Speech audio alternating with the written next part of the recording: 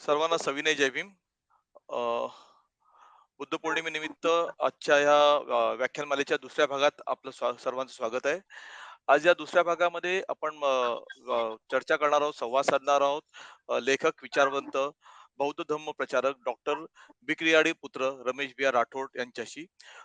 Sir, आपलं स्वागत आहे आंबेडकर थॉट्स मुव्हमेंट्स या युट्यूब चॅनलमध्ये.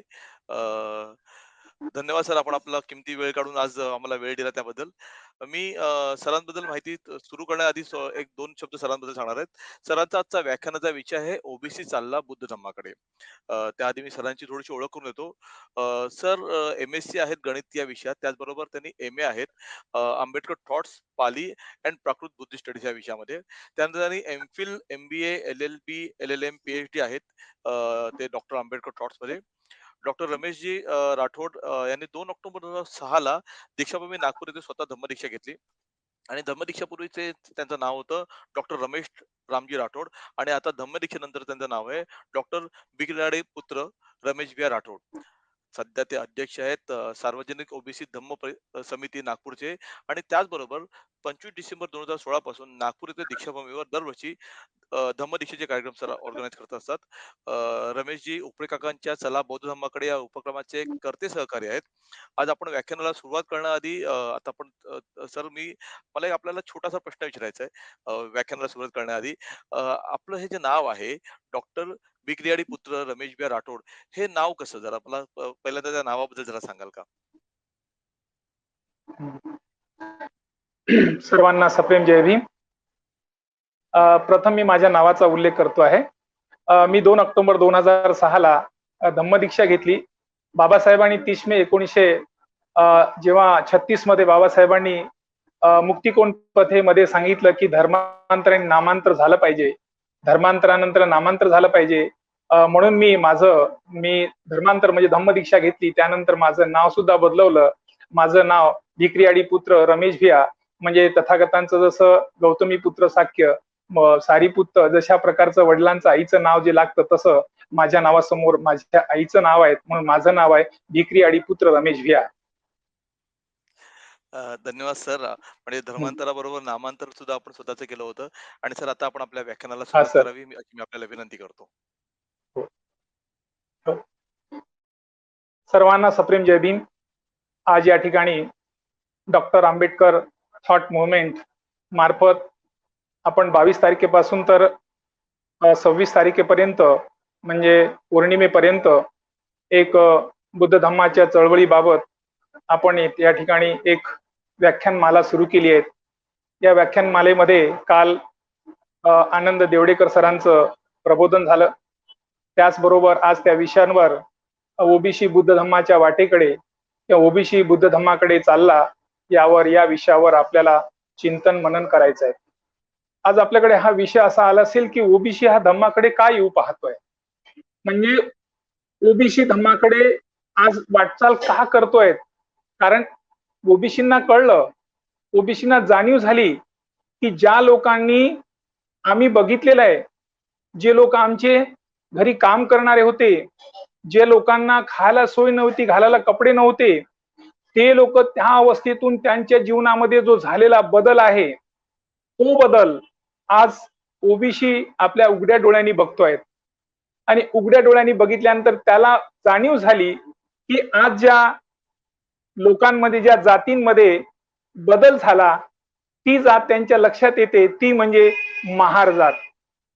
म्हणजे महार जातीमध्ये, कारण महार जातीची लोक त्यांच्याकडे कामाला होती, दिलक उष्टफास्ट खायची, फटके तुटके कपडे घालायची, आपल्या झोपडीत राहायची, आणि ती आज त्यांच्या जीवनामध्ये जो बदल झालेला आहे तो त्यांना दिसतो आहे की यांच्यामध्ये एवढा मोठा बदल. कारण आज हे सर्व सुटामुटा थाटामाटात यांच्या सर्व घर सुद्धा बदललं, डेंटिंग पेंटिंग आलं.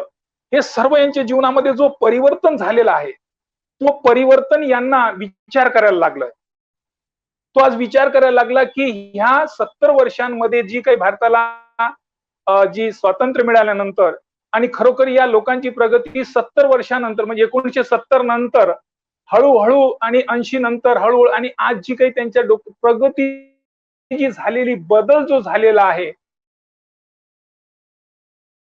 तो बदल त्यांच्या काम करणारा, मला अशी अपेक्षा होती की या लोकांमध्ये काही केलं तरी बदल होणारच नाही, एवढी मला खात्री असलेली, आणि ती खात्री आज माझी म्हणजे मला त्याचं हे करतो की या लोकांमध्ये एवढा झाला कसा बदल. कारण तो बदल या लोकांना सतत चिंतन करायला लागला. कारण तेली, माळी, कुणबी यांच्या आर्थिक परिस्थितीमुळे थोडं यांच्या तुलनेने ते थोडेसे ठीक होते.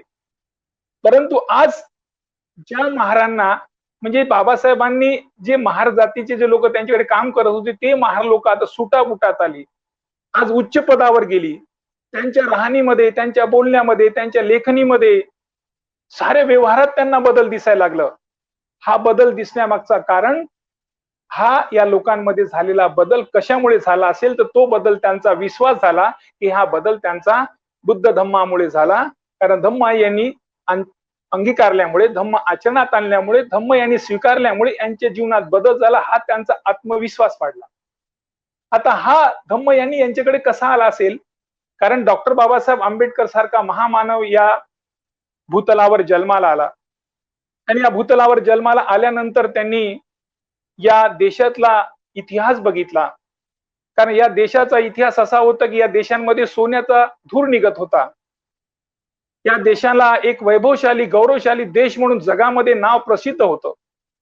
एवढा प्रसिद्ध असलेला देश, एवढा सोन्याचा धूर निघणारा देश, हा देशाची अशी अवगता कशी आली, हा देश असा विभागलेला कसा, हा देश गुलामीत कसा गेला, या देशाची एवढी मोठी प्रगल्भता असलेला देश कसा गेला, याचा शोध सर्वात प्रथम कोण लावलेला असेल, तो डॉक्टर बाबासाहेब आंबेडकरांनी.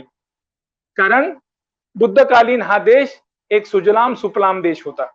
या देशांमध्ये सोन्याचा चिडीचा धूर निघत होता, तो बुद्धकालीन हा असा त्यावेळेचा देश होता. म्हणजे अशोक सम्राटांचा जो कालब, जे मौर्यांचं काल्य होतं, ते काळ होतं. मग एवढा सुजलाम सुफलाम असलेला देश हा अशा अवस्थेत आला कसा, याला आणण्यासाठी कोण आहेत, त्या रोग निदानाचा जो निदान केलेला आहे तो डॉक्टर बाबासाहेब आंबेडकरांनी केला. आणि त्या बिमारीचा शोध लावणारा तो भारतातला एकमेव असा प्राणी, एकमेव असा महामानव, तो म्हणजे बाबासाहेब आहे. त्यांनी लावला की या देशांमध्ये जी काही बिमारी आहे ती म्हणजे जात. बाबासाहेबांनी जात शोधून काढली. या जातीमुळेच हा देशाचं वाटोळ झालं. या देशामुळेच माणसात विभागण्या केल्या गेली. या जातीमुळे माणसाला एवढं त्याच्या पोटजाती निर्माण केल्या, त्या जातीमध्ये त्या माणसाला एवढं जखडून टाकलं की त्याच्या रूढी ठेवल्या, त्याच्या परंपरा ठेवल्या, त्याचे सण तेवार ठेवली, त्याचे ड्रेस ठेवले. जसे आता आम्ही बंजारा आहोत, आमच्या बंजाराची एक वेगळा ड्रेस ओळख आहे, आमचे सण तेवार वेगळी आहेत. आदिवासी जे आहेत, जे आपले कोलाम आहेत, त्यांचे सर्व व्यवहार वेगळे. म्हणजे अशा प्रकारच्या देशामध्ये जी जात निर्माण केली, त्या जातीला एवढं जखडून टाकलं की जातीचं लग्न करायचं, जातीच्या स्थिती व्यवहार मानायच्या. म्हणजे एवढ्या जातीमध्ये जखडलेला हा देश, म्हणून एवढा देश हा माणसात विभागणी करून गेला. म्हणून या देशांमध्ये जे विदेशी लोक आलीत, मुसलमानांनी काही वर्ष राज्य केली, ब्रिटिशांनी राज्य केली, असा गुलाम झालेला देश, हा गुलाम होण्याचं कारण एकमेव असेल ती म्हणजे ती जात आहे. त्या जातीने या देशाचं आमचं नागरिकत्व खून टाकलं. आम्ही या देशामध्ये देशातली माणसं आहोत का, ही आमची कोणतीच गणना नाही. बाबासाहेबांनी त्याचा शोध घेतला की जात कशी निर्माण झाली असेल, या जातीची उत्पत्ती कशी झाली असेल, या जातीचा विकास कसा झाला असेल. तर बाबासाहेबांनी 9 मे 1916 मध्ये हा याच्यावर एक छोटस निबंध लिहिला. त्याला म्हणतात कास्ट इन इंडिया. भारतातील जाती, त्याची उत्पत्ती, त्याचा विकास आणि कशा प्रकारची ती जात विकसित झाली. म्हणजे या जातीचा शोध लावल्यानंतर बाबासाहेबांना कळलं की ही जातच आज माणसात विभागणी करून आज मला ज्या अवस्थेमध्ये जे ठेवलेलं आहे, किती गुणी मनुष्य असेल, कितीही विद्वान असेल, किती चांगल्या प्रकारचा त्याच्यामध्ये बळ असेल, तरी परंतु तो जातीमुळे तो काहीच करू शकत नाही. कारण जातीमुळे त्याला ह्या सर्व व्यवस्थेतून अडकून टाकलं, त्यातून दूर ठेवल्या गेलं. की अशोक सम्राटांच्या शेवटचा जो बृहद्रथ होता, त्या बृहद्रथांचा जे खून केल्या गेलं पुष्यशृंग मित्र नावाच्या माणसानी, आणि त्या माणसाने इथे जात व्यवस्थेची निर्मिती केली. आणि तो जात व्यवस्थेचा निर्मिती करणारा एक ग्रंथ लिहिला तो म्हणजे मनुस्मृती ग्रंथ, आणि त्या ग्रंथाच्या आधारावर ह्या माणसाची विभागणी केल्या गेली, जातीत विभागण्या केल्या गेल्या, पोट जाती पाडल्या गेल्या, आणि त्या जातीत पोटजाती पाडल्यानंतर त्याला त्या बंदिस्त ठेवल्या गेलं, आणि त्याला शिक्षणापासून, त्याला शस्त्रापासून, त्याला धनापासून अलिप्त ठेवल्या गेलं. कोणत्याही प्रकारे तुला या गोष्टी मिळणार नाहीत, अशा प्रकारे धर्म व्यवस्थेने, धर्मग्रंथांनी ही अशा प्रकारची शिकवण दिलेली आहे. तू ज्या पोटी जन्माला आला असेल तू त्याच पोटी जन्माला येशील. म्हणजे महाराच्या पोटी जन्माला महाराज येईल, कुंभाराच्या पोटी कुंभारच जन्माला येईल, बंजाराच्या पोटी बंजारच जन्माला येईल. ही हजारो वर्षांची पिढी चालत असलेली अशी जखडण होती, आणि ह्या जखडणीचा बाबासाहेबांनी शोध लावला. कारण जगामध्ये अशा प्रकारची स्थिती व्यवस्था नाहीये, फक्त ती भारतातच आहे. भारतामध्ये ब्राह्मणाच्या घरी ब्राह्मणच जन्माला येतो, वैश्याच्या घरी वैश्य येतो, क्षत्रियाच्या घरी क्षत्र जन्माला येतो, परंतु शूद्रांच्या घरी शूद्र जन्माला नाही. त्या शूद्रांमध्ये आणखी पोट जाती आहे, म्हणजे तेली माळी कुणबी, त्यामध्ये तेल्याच्या घरी तेली, कुणब्याच्या घरी कुणबी, महाराच्या घरी महार, मांगाच्या घरी मांग, म्हणजे त्या जातीमध्ये तो तिथे जन्माला येईल. अशा प्रकारे त्यांनी ती व्यवस्था केल्या गेली. त्या व्यवस्थेमुळे या देशाचं वाटोळं झालं. त्या देशाचं वाटोळं झालं, देश हा गुलामीत आला, देश हा दारिद्र्यात आला. याचा शोध डॉक्टर बाबासाहेब आंबेडकरांनी लावला, आणि त्यावर त्यांनी उपाय शोधले. बाबासाहेबांनी यावर उपाय शोधले गेले. हे आल्या कसे असतील?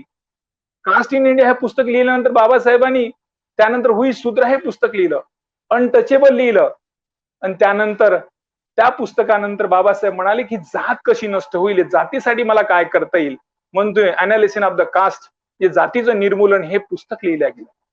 म्हणजे ही जात जरी ते नष्ट झाल्यानंतर भारत हा एक वैभवशाली देश निर्माण होऊ शकतो, हा देश तसाच बनू शकतो, अशी अवस्था या देशांमध्ये निर्माण होऊ शकते. ती फक्त या देशातून जात ही विषमता दूर झाली पाहिजे.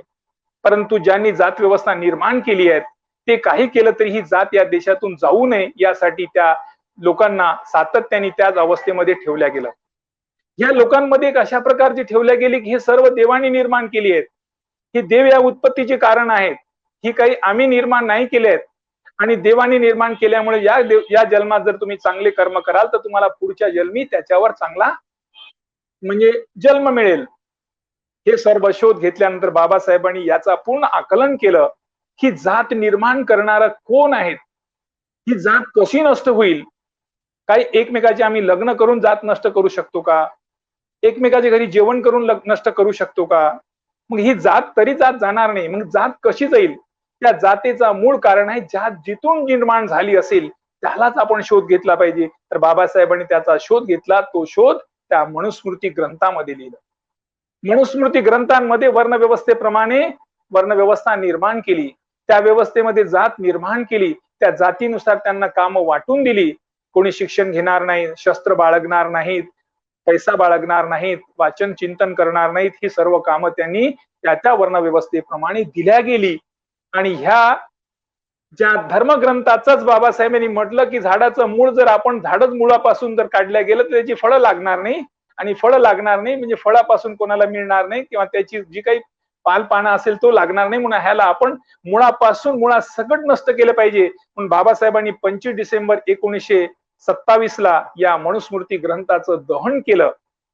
आणि दहन केल्यानंतर आमच्या समाजातील आमच्या अशा जी समाजात जे खालच्या स्तराला ज्यांची व्यवस्था होती त्या लोकांमध्ये अशी स्फूर्ती दिल्या गेली की आजपासून तुम्ही तुमच्या जीवनात म्हणजे ज्या जात व्यवस्थेने निर्माण केलं त्याचा आपण मुळासकट म्हणजे नष्ट करून टाकण्यासाठी बाबासाहेबांनी त्या ग्रंथाचं दहन केल्या गेलं. दहन केल्या गेल्यानंतर बाबासाहेबांनी एक चेतना दिली लोकांना की तुम्ही आता ज्या धर्मव्यवस्थेला आहे त्याला आपण मुळासकट जाळून टाकलेलं आहे, तुमच्या डोक्यातून काढून टाका. तरी परंतु एवढ्या जी संस्कृती आहे, ज्या वर्णव्यवस्थेनुसार ते धर्मव्यवस्थेनुसार जी आपल्या डोक्यावर बसलेला पगडा होता तो तसाच होता. बाबासाहेबांना वाटलं की ह्या लोकांना मला काय करावं लागेल. तर बाबासाहेबांनी सर्वात प्रथम काम आमच्यासाठी केलं असेल तर ते आम्हाला भटक्या तुटक्या आदिवासी जी इच्छे दलित होती त्या सर्व लोकांना सर्वात प्रथम जो काम केला असेल तर त्यांना भारताचं नागरिकत्व मिळवून दिलं. नागरिकत्व हे मिळवून दिल्यामुळे आम्ही ह्या देशाचे नागरिक झालो आहे. तर नागरिक नसल्यामुळे आम्हाला कोणताच अधिकार नव्हता. आमच्या कोणत्याच बाबतीमध्ये ऐकण्याची कोणतीच हे नव्हती. बाबासाहेब म्हणतात की आम्ही होमलेस आहोत. लँडलेस आहोत. आम्हाला जमीन आमच्यासाठी कुठेच काही नाही आहेत. कारण बाबासाहेबांनी ते सिद्ध करून दाखवलं की आम्हाला या देशांमध्ये कोणत्याच प्रकारची आमची इथे हक्क नाहीत, इथे आमचा अधिकार नाहीत, इथे कोणतेही आम्ही मालकी नाहीत. ती बाबासाहेबांनी करण्यासाठी सर्वात प्रथम जे काही आमच्यासाठी मोठं काम केलं असेल तर ते म्हणजे बाबासाहेबांनी आम्हाला नागरिकत्व मिळवून दिलं.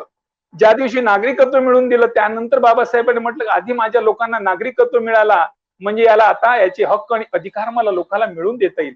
मग त्यानंतर बाबासाहेबांनी या ठिकाणी आलेल्या ब्रिटिश सरकारला प्रश्न करतात की ब्रिटिश सरकार तुम्ही या देशात आलात, तुम्ही तर समतावादी आहात आणि समतावादी असल्यानंतर या देशांमध्ये समतेचं निर्माण व्हायला पाहिजे, तरी परंतु आमची एवढी विषमता आहे की आमच्या अवस्थेमध्ये कोणताही बदल नाही झाला. आम्ही सार्वजनिक विहिरीवर पाणी भरू शकत नाही, सार्वजनिक ठिकाणी आम्ही कोणते याचे देवळात जाऊ शकत नाही, आम्ही सार्वजनिक कोणती कामं करू शकत नाही, कारण आमची जी अवस्था पूर्वजांची होती तीच अवस्था होती, ती आजपर्यंत ती तशीच आहे. आम्हाला या अवस्थेतून बाहेर कसा काढता येईल, त्यासाठी बाबासाहेबांनी ब्रिटिश सरकाराला ती प्रश्न केली आणि तुम्हाला माहित आहे गोलमेज परिषदमध्ये बाबासाहेबांनी आपल्याला आपले अधिकार हक्क मिळवून दिले आणि ते हक्क अधिकार मिळवून दिल्यानंतर वाटलं बाबासाहेबांनी की माझ्या लोकांना मी त्यांचा जर प्रतिनिधित्व मिळवून दिला असेल, त्याला मतदानाचा अधिकार मिळवून दिला असेल, ते स्वतः त्यामध्ये सहभागी होतील आणि आपला जो हिस्सा आहे ते तिथे मागण्यासाठी पात्र होतील.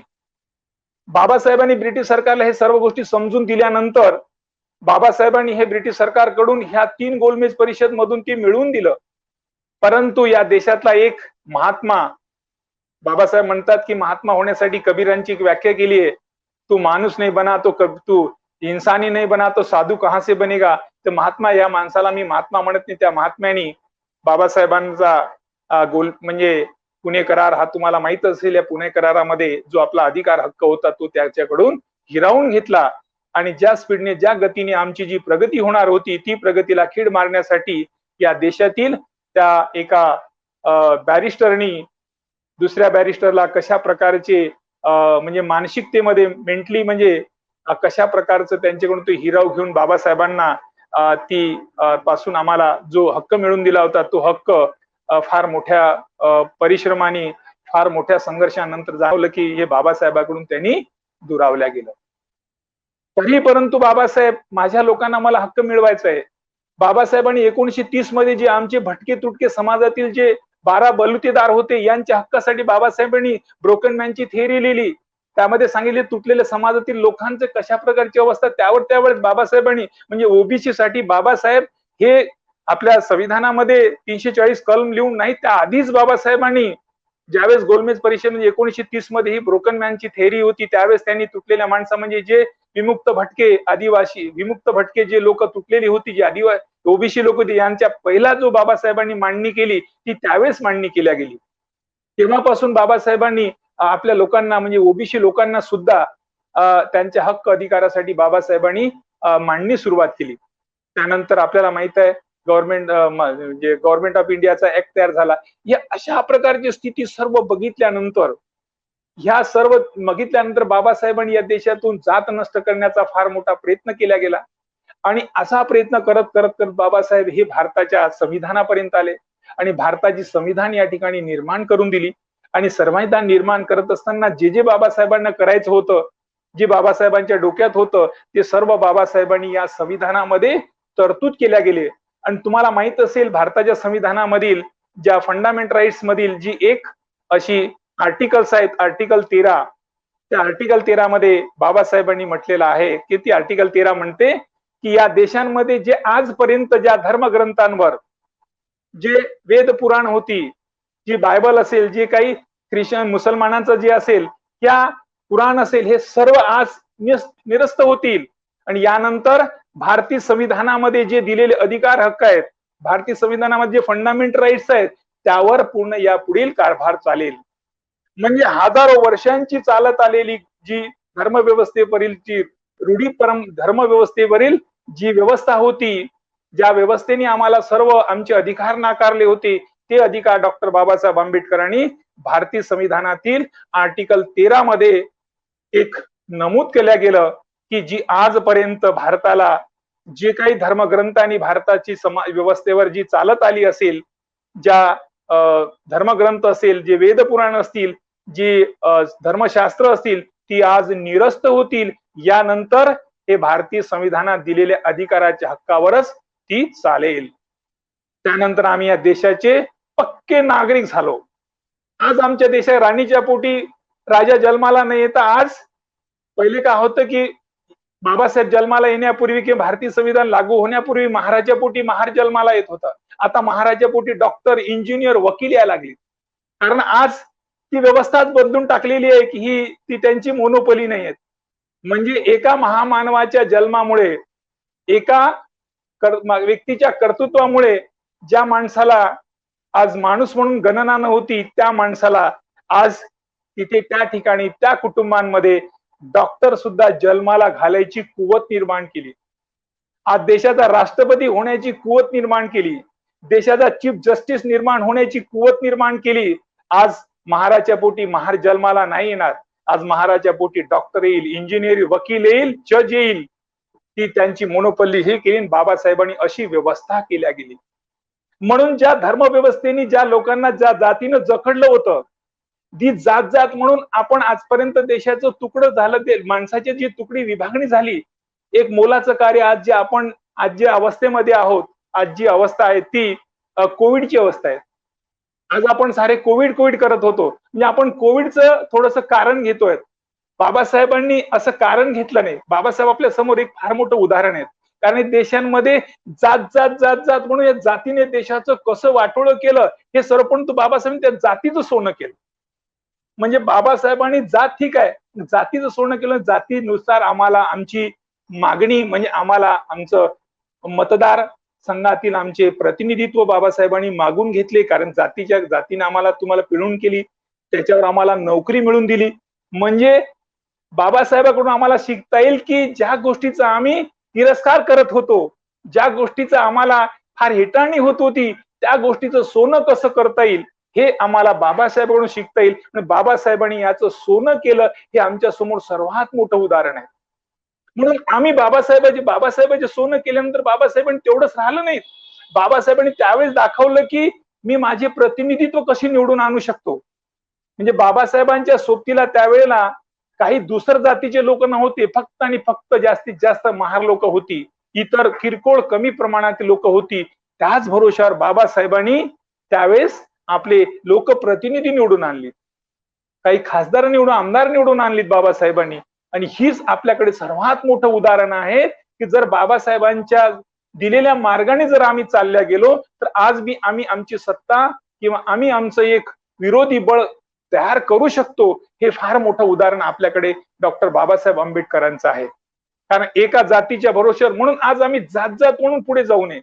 बाबासाहेब 28 नोव्हेंबर 1954 ला जेव्हा त्यांचं 60 वर्षाचे ते बाबासाहेब झाले त्यांचा सत्कार करतात, त्यावेळेस ते बाबासाहेब म्हणतात की मी ज्या जाती जन्माला आलो त्या महार जातीचा मला फार मोठा अभिमान आहे. कारण ही स्वाभिमानी जात आहेत, ही कोणत्या कामाला ध्येयपूर्तीने जाते आहेत. म्हणजे ह्यांच्या भरोश्यावर बाबासाहेबांनी एवढं मोठं काम केलं. म्हणून आज तीच जात आज कशी विभागली गेलेली आहे.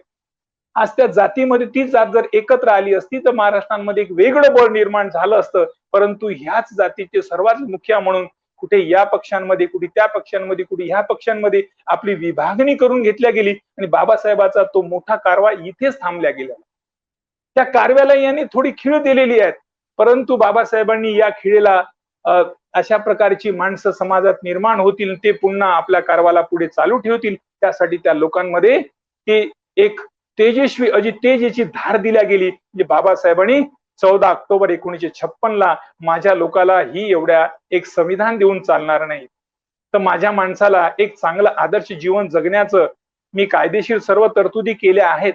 परंतु याला स्वाभिमानी जीवन जगण्यासाठी मी एक चांगला विचार दिला पाहिजे. तो विचार म्हणजे डॉक्टर बाबासाहेब आंबेडकरांनी 14 ऑक्टोबर 1956 ला आपल्याला बौद्ध धम्माची दीक्षा दिली. बौद्ध धम्माची दीक्षा देण्याची त्याची बीजांकुर बाबासाहेबांनी 13 ऑक्टोबर 1935 मध्ये ही येवलेला रोवली होती. त्यावेळेस बाबासाहेबांनी सांगितलेलं, जरी मी येथे जन्माला आलेलो असेल, म्हणजे ज्या धर्मात मी आज हिंदू धर्मात जन्मलो, पण हिंदू धर्मात मी मरणार नाहीत. कारण हिंदू धर्मामध्ये काय अवस्था होतीये, इथे माणूस म्हणून आपल्याला कोणत्याही प्रकारचे अधिकार हक्क नाही. आम्हाला प्रत्येक गोष्टीमध्ये रोखल्या जाते. शिक्षणापासून आम्हाला बंदी आहेत, आम्हाला समतेपासून बंदी आहे, आम्हाला कोणत्याही प्रकारचं काही करण्यासाठी सर्व बंदी आहेत.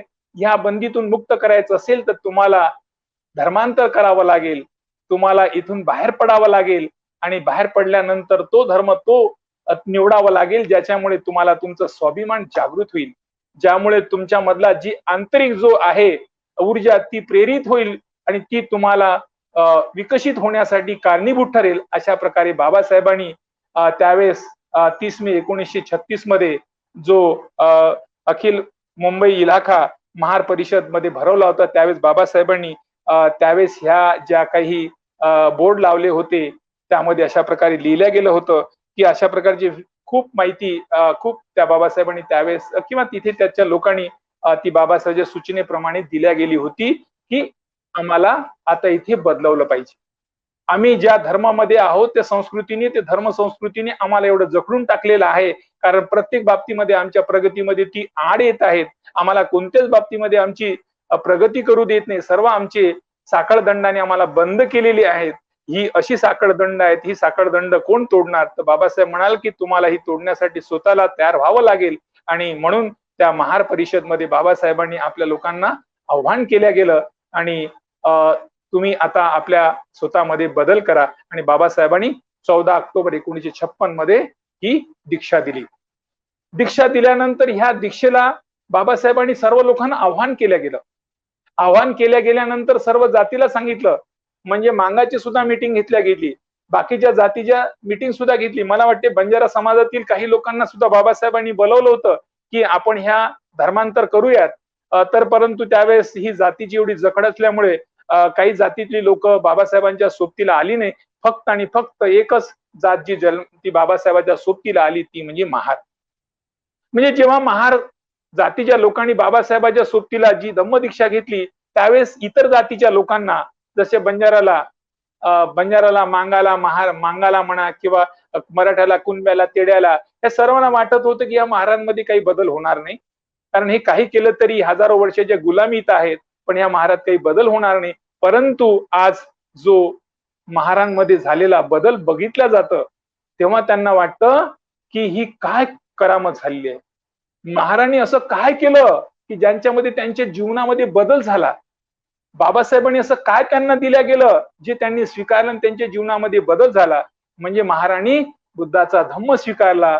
बुद्धाचा धम्म स्वीकारला म्हणजे देवाला नाकारलं, आणि देवाला नाकारणं म्हणजे आपल्या प्रगतीचे आड येणारे सर्व गोष्टीला दूर करणं. म्हणजे देवाला नाकारल्यानंतर काय झालं, आज आमची एखादी जर महारांची बायको असेल, महारीन असेल, किंवा मराठ्याचे मराठीन असेल, बंजाराच्या बंजारीन असेल, तर आज आमचा मुलगा जर खेळत असेल तर ती आमची मराठीन बाई म्हणते, कुणबीन बाई म्हणते, बापू पहिले येऊन जेवण कर, पहिले खा. आणि महारीन बाई काय म्हणते, पहिले शाळेत जा.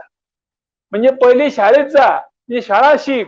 म्हणजे त्या बाईचा आज त्या धर्मव्यवस्थेमध्ये जी जखडल्या गेली होती, कारण सण तेवाऱ्यामध्ये तिचा वेळ जात होता, त्याच्यावर पैसा खर्च होत होता,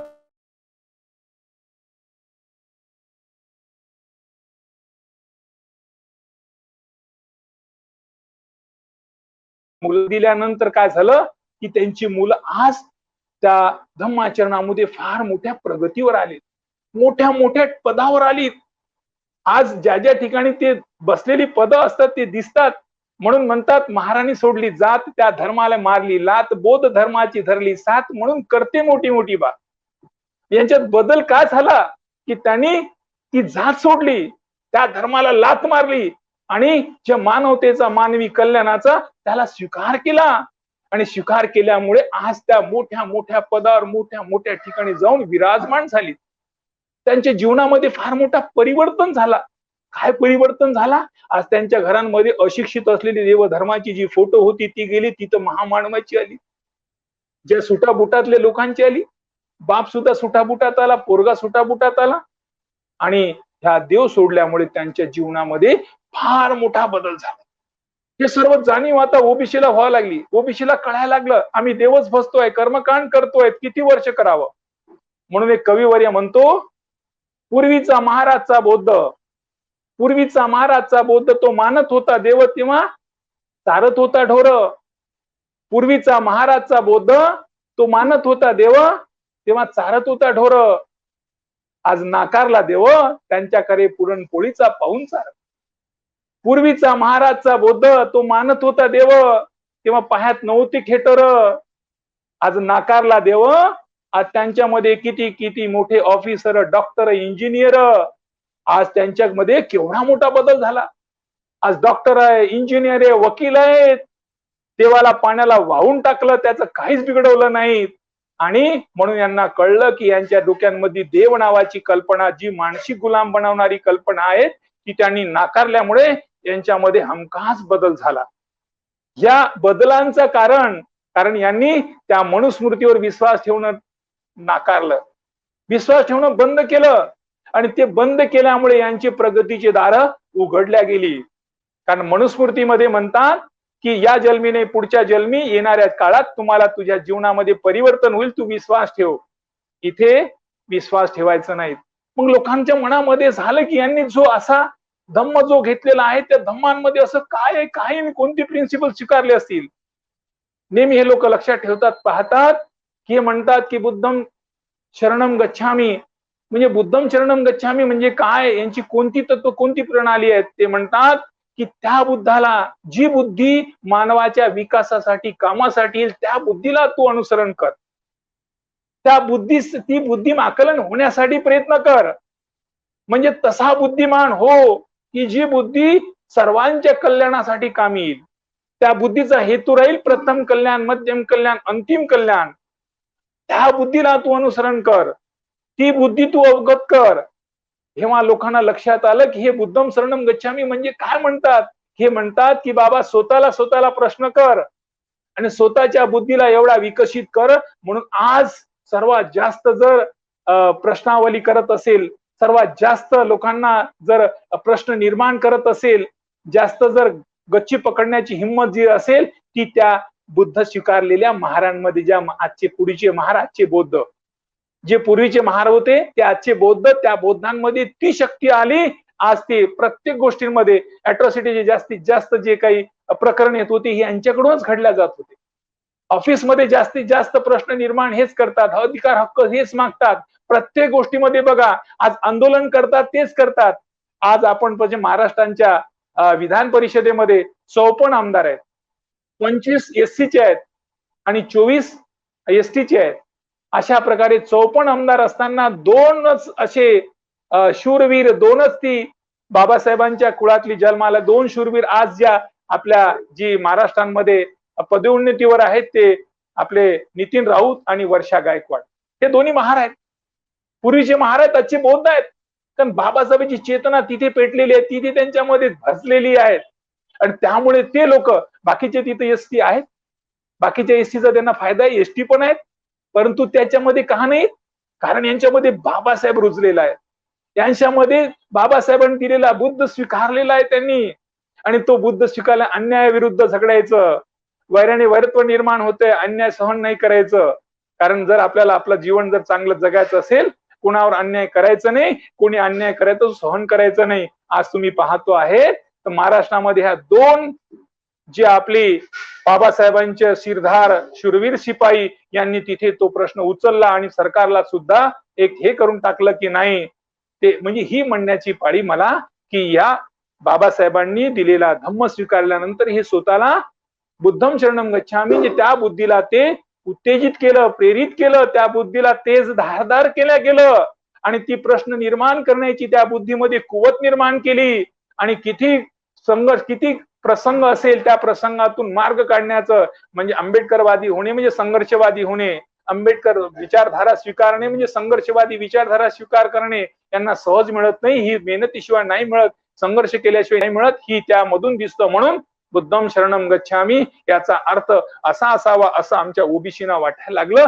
ओबीसी म्हणायला लागला की आज हे जे लोक आहेत, ही त्या बुद्धीला, जी बुद्धी मानवाच्या कल्याणासाठी कामी येणार आहे, ती बुद्धी ते स्वीकारत आहे. म्हणून आपण सुद्धा ह्याच याचं अनुकरण करावं.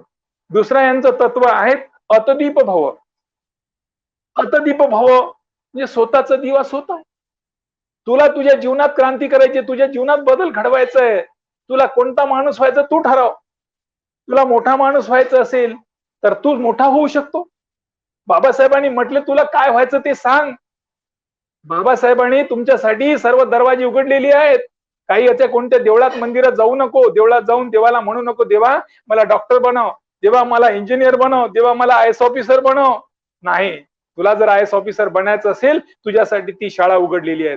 त्या शाळेच्या पहिल्या वर्गात जा, पहिला वर्ग, दुसरा वर्ग, तिसरा वर्ग, चांगल्या मार्कांनी पास हो. 10वी पास झाल्यानंतर तुझी शिक्षणाची सोय नसेल तर त्यासाठी तुझी सोय केली असेल. तुझ्यासाठी स्कॉलरशिपची सोय केलेली आहे. 10वी पास हो, 11वी 12वी जा. 11वी 12वी पास झाल्यानंतर ग्रॅज्युएट युनिव्हर्सिटीचे दरवाजे तुझ्यासाठी उघडलेली आहे. जा तिथे त्या ठिकाणी मेहनतीने जा, ग्रॅज्युएट हो, पोस्ट ग्रॅज्युएट हो, पोस्ट ग्रॅज्युएट झाल्यानंतर पीएचडी कर, डॉक्टरेट हो. तुला कोणत्या परीक्षेला बसायचं असेल त्या परीक्षेला बस, तुझ्यासाठी दरवाजा उघडलेला आहे. म्हणून आज आपण आय एस ऑफिसर झालेले आहेत, आज डॉक्टर झालेले, इंजिनियर झाले, वकील झाले, पीएचडी झाले. आज किती मोठं बाबासाहेबांनी म्हटलं तुला, हे सर्व स्वयंघोषित बाबासाहेबांनी आत्मशोधित झाले. यांच्या जीवनामध्ये हा फार मोठा बदल झालाय. तुझा कल्याण तुला करायचंय, तुला काय व्हायचं तुला ठरवायचंय. म्हणून या लोकांमध्ये, आज ज्या समाजाली ज्या लोकांमध्ये वर्षोनवर्षी बदल होणार नाही अशी आम्हाला खात्री होती, या खात्रीतच आम्ही जखडून गेलो होतो की आम्हाला माहित होतं की या महारांमध्ये बदल होणार नाही. परंतु महाराणी बौद्ध धर्म स्वीकारल्यामुळे आणि बौद्ध धर्मामधील जी काही प्रिन्सिपल आहे, जी तत्वज्ञान त्यांनी स्वतः अंगीकारल्यामुळे त्यांच्या जीवनामध्ये अमाप असा बदल झाला. आज जो म्हणून त्यांना म्हणतात की याचा अर्थ संक्षिप्त आपल्याला अर्थ घेता येईल. अतदीप म्हणजे स्वयंदीप हो, स्वतः प्रकाशमान हो. तू प्रकाशमान झाला, इतरांना प्रकाशमान करू शकतो. आज कितीतरी डॉक्टर, इंजिनियर, वकील, मोठ्या मोठ्या एक व्यक्ती अमेरिकेला होता. आज विदेशांमध्ये जे बाबासाहेबांची जयंती जी साजरी होते ती याच हेतूतून निघावलेली आहे. याच स्वयंघोषित म्हणजे त्यांनी अतदीप भाव मध्ये घेतलेला आहे. म्हणजे बाबासाहेबांनी दिलेल्या मंत्राचा, बाबासाहेबांनी दिलेल्या धम्माचा त्या लोकांनी तसाच अवलंब केला आणि त्यांच्या जीवनामध्ये परिवर्तन केलं. आणि तो परिवर्तन डोळ्यांनी पाहायला जातो आहे आणि प्रत्यक्ष त्याची उदाहरण आहेत त्यांच्या जीवनात झालेला बदल. तिसरा मुद्दा आहे की बुद्धम संघम शरणम गच्छामी. संघाला शरण जाणे म्हणजे एकोपा किती महत्वाचा आहे. म्हणजे बुद्ध धम्मामध्ये एकोपा कसा आहे, या एकोपाची बाबत म्हणजे आपल्याला तथागताकडून उदाहरण मिळतं. तथागत म्हणतात की संघामुळे मला हे काही जे आज याच्यातून मी बाहेर पडले संघामुळे पडलो. आणि संघाने मला ती म्हटलं की संघाचे रूल सर्वांना मानावं लागेल. संघाने सांगितलेली जी काही नियमावली तुम्हाला मान्य करावं लागेल. जर मी संघाची नियमावली मान्य नाही केली तर मला आज संघातून बाहेर काढल्यानंतर आज हे घडलं गेलं. म्हणून एकोपा किती महत्वाचा आहे. म्हणून बाबासाहेब म्हणतात की प्रत्येक गोष्ट तुम्ही एकोप्याने करा. बाबासाहेबांनी आपल्याला सांगून दिलं की मी या लोकांच्या संगतीला राहून किती लोकांची एक आंदोलन केली आहेत. बाबासाहेबांनी खूप चळवळी राबवल्या आहेत. बाबासाहेबांनी या लोकांना एकत्रित करून बाबासाहेबांनी राजसत्तेमध्ये आपला सहभाग घेतला गेले आहेत. म्हणून म्हणतात की तुम्हाला या संघाला एकत्रित येणे, म्हणून आपला बाबासाहेबांच्या विचाराप्रमाणे आपण जर सर्व एकरूप राहू शकतो, संघाला अनुसरू शकतो, संघ स्वीकारू शकतो. परंतु आपल्या लोकांमध्ये काय वीट पडली आहे की आम्ही बाबासाहेबांनी दिलेल्या मंत्राला उपयोगात न आणता त्यापासून आपण दूर जातो. म्हणून ओबीसी लोकांनी बुद्धाचा 3 प्रिन्सिपल की त्यांनी अंगीकारलेले, त्यांना वाटतं की ह्यामुळे ह्या लोकांमध्ये आज एखादा मोठा संप, एखादा मोठा काही घटना घडलेली असेल. तुम्हाला माहित असेल की आपल्या यवतमाळ म्हणजे भंडारा जिल्ह्यातला जो आपला भोतमांगेचा कांड झाला, पूर्ण महाराष्ट्र पेटवून टाकलं, भारतभर पेटवून टाकलेलं आहे. कोण? एकाच कोमनी. म्हणजे लोकांना दाखवलं की या लोकांमध्ये संघित भावना किती आहेत. आज बाबासाहेबांच्या पुतळ्याला किंवा बाबासाहेबांच्या बाबतीत कोणी काही बोलू द्या, एखादा शब्द वाकडे तिकडे बोलू द्या, तर पूर्ण महाराष्ट्र पेटून जातोय, भारत पेटून जातोय. एवढी एकरूपता या संघ नीतीमुळे ह्या लोकांमध्ये आहेत. ही सर्व लोकांना दिसायला लागले. बाबासाहेबांना वाटलं की माझ्या समाजाला आज मला हे बुद्ध धम्म दिल्यानंतर माझ्या लोकांमध्ये एवढा मोठा धम्माचा जो संच आहे ते वाचतील का, यांना समजेल का, माझ्या लोकांना समजेल असं मला काय देता येईल. म्हणून आपण नेहमी त्रिशरण म्हणजे जे आपल्याला त्रिशरण आहे, त्रिशरणाला आपण नेहमी छोटं आपल्या बुद्धांकडे कोणते कार्यक्रम असेल, लग्न असेल किंवा घरगुती एखादा मुलाबाळाचं काही जन्मतिथीचा कार्यक्रम असेल किंवा आपल्या घरामध्ये घराचं पदार्पण असेल आणि कोणी मेलेला असेल तरी आपण त्रिशरणी पंचशिला वारंवार त्यावर हे देतो. कारण हा बुद्धाचा धम्म हा शिलांचा धम्म आहे. म्हणजे शीलवान मनुष्य समाजाला काय करू शकतो, म्हणून त्यांचा शीलबळ वाढला पाहिजे. शीलबळ वाढवण्यासाठी बाबासाहेबांनी म्हटलं की माझ्या लोकांचं शीलबळ वाढावं, म्हणून यांच्या मध्ये आजपर्यंत जी रुजलेली आहे ती मला काढू द्या. म्हणून बाबासाहेबांनी साध्या सोप्या भाषेत आम्हाला 22 प्रतिज्ञा दिल्या. 22 प्रतिज्ञामधल्या ज्या 8 प्रतिज्ञा आम्हाला नाकारायला सांगितल्या आहेत. म्हणजे आमच्या अज्ञान आम्हाला नाकारायला सांगितलेले आहेत आणि ज्ञानाला भर दिल्या गेलं की जे मी ब्रह्मा विष्णू महेशांना देव मानणार नाही किंवा त्यांची उपासना करणार नाही. मी रामकृष्णांना देव मानणार नाही किंवा त्यांची उपासना करणार नाही. मी गौरी गणपती त्या हिंदू धर्मातील कोणते देवदेवतेस मानणार नाही किंवा त्यांचा उपासना करणार नाही. देवाने अवतार घेतले यावर माझा विश्वास नाही. बुद्धा विष्णूचा अवतार आहे, खोडसाळ प्रचार आहे असं मी मानतोय. मी ब्राह्मणाच्या हातून कोणती क्रियाक्रम करू, म्हणजे अशा प्रकारची जी 8 प्रतिज्ञा आहेत ती नाकारायला सांगितलं. जोपर्यंत तुम्ही याला नाकारणार नाही तोपर्यंत तुमच्या जीवनात परिवर्तन होत नाही. ओबीसीला आता कळायला लागलं, आम्ही हेच मानत आलो आहोत, आम्ही हेच मानतो आहोत, तर आमच्या जीवनामध्ये काही बदल नाही. जर आम्ही अशाच प्रकारे सातत्याने चूक करत गेलो तर येणारा काळ आम्हाला माफ करणार नाही. कारण ही लोकांची प्रगतीची दारं ही फार झपाट्याने स्पीडनी प्रगती, कारण किती कमी अवधीमध्ये यांनी स्पीड केली हो. बाबासाहेबांनी दीक्षा दिल्यानंतर बाबासाहेब दीक्षा देऊन चालले गेलेत. या ठिकाणी काहीच नव्हतं. आज या ज्या महाराजांनी बौद्ध धर्म स्वीकारलं त्यांनी आज सारे विहार बांधलीत. आज नागपूर शहरांमध्ये विजयादशमीला जेव्हा जे पुस्तकं येतात, एवढी पुस्तकं कोणी निर्माण केली? हे निर्माण त्यांनीच केली ज्यांनी बाबासाहेबांनी स्वीकारलेलं आहे, बाबासाहेबांनी दिलेलं धम्म स्वीकारलेलं आहे, त्यांनी जी निर्माण केले तेच विकत घेतात.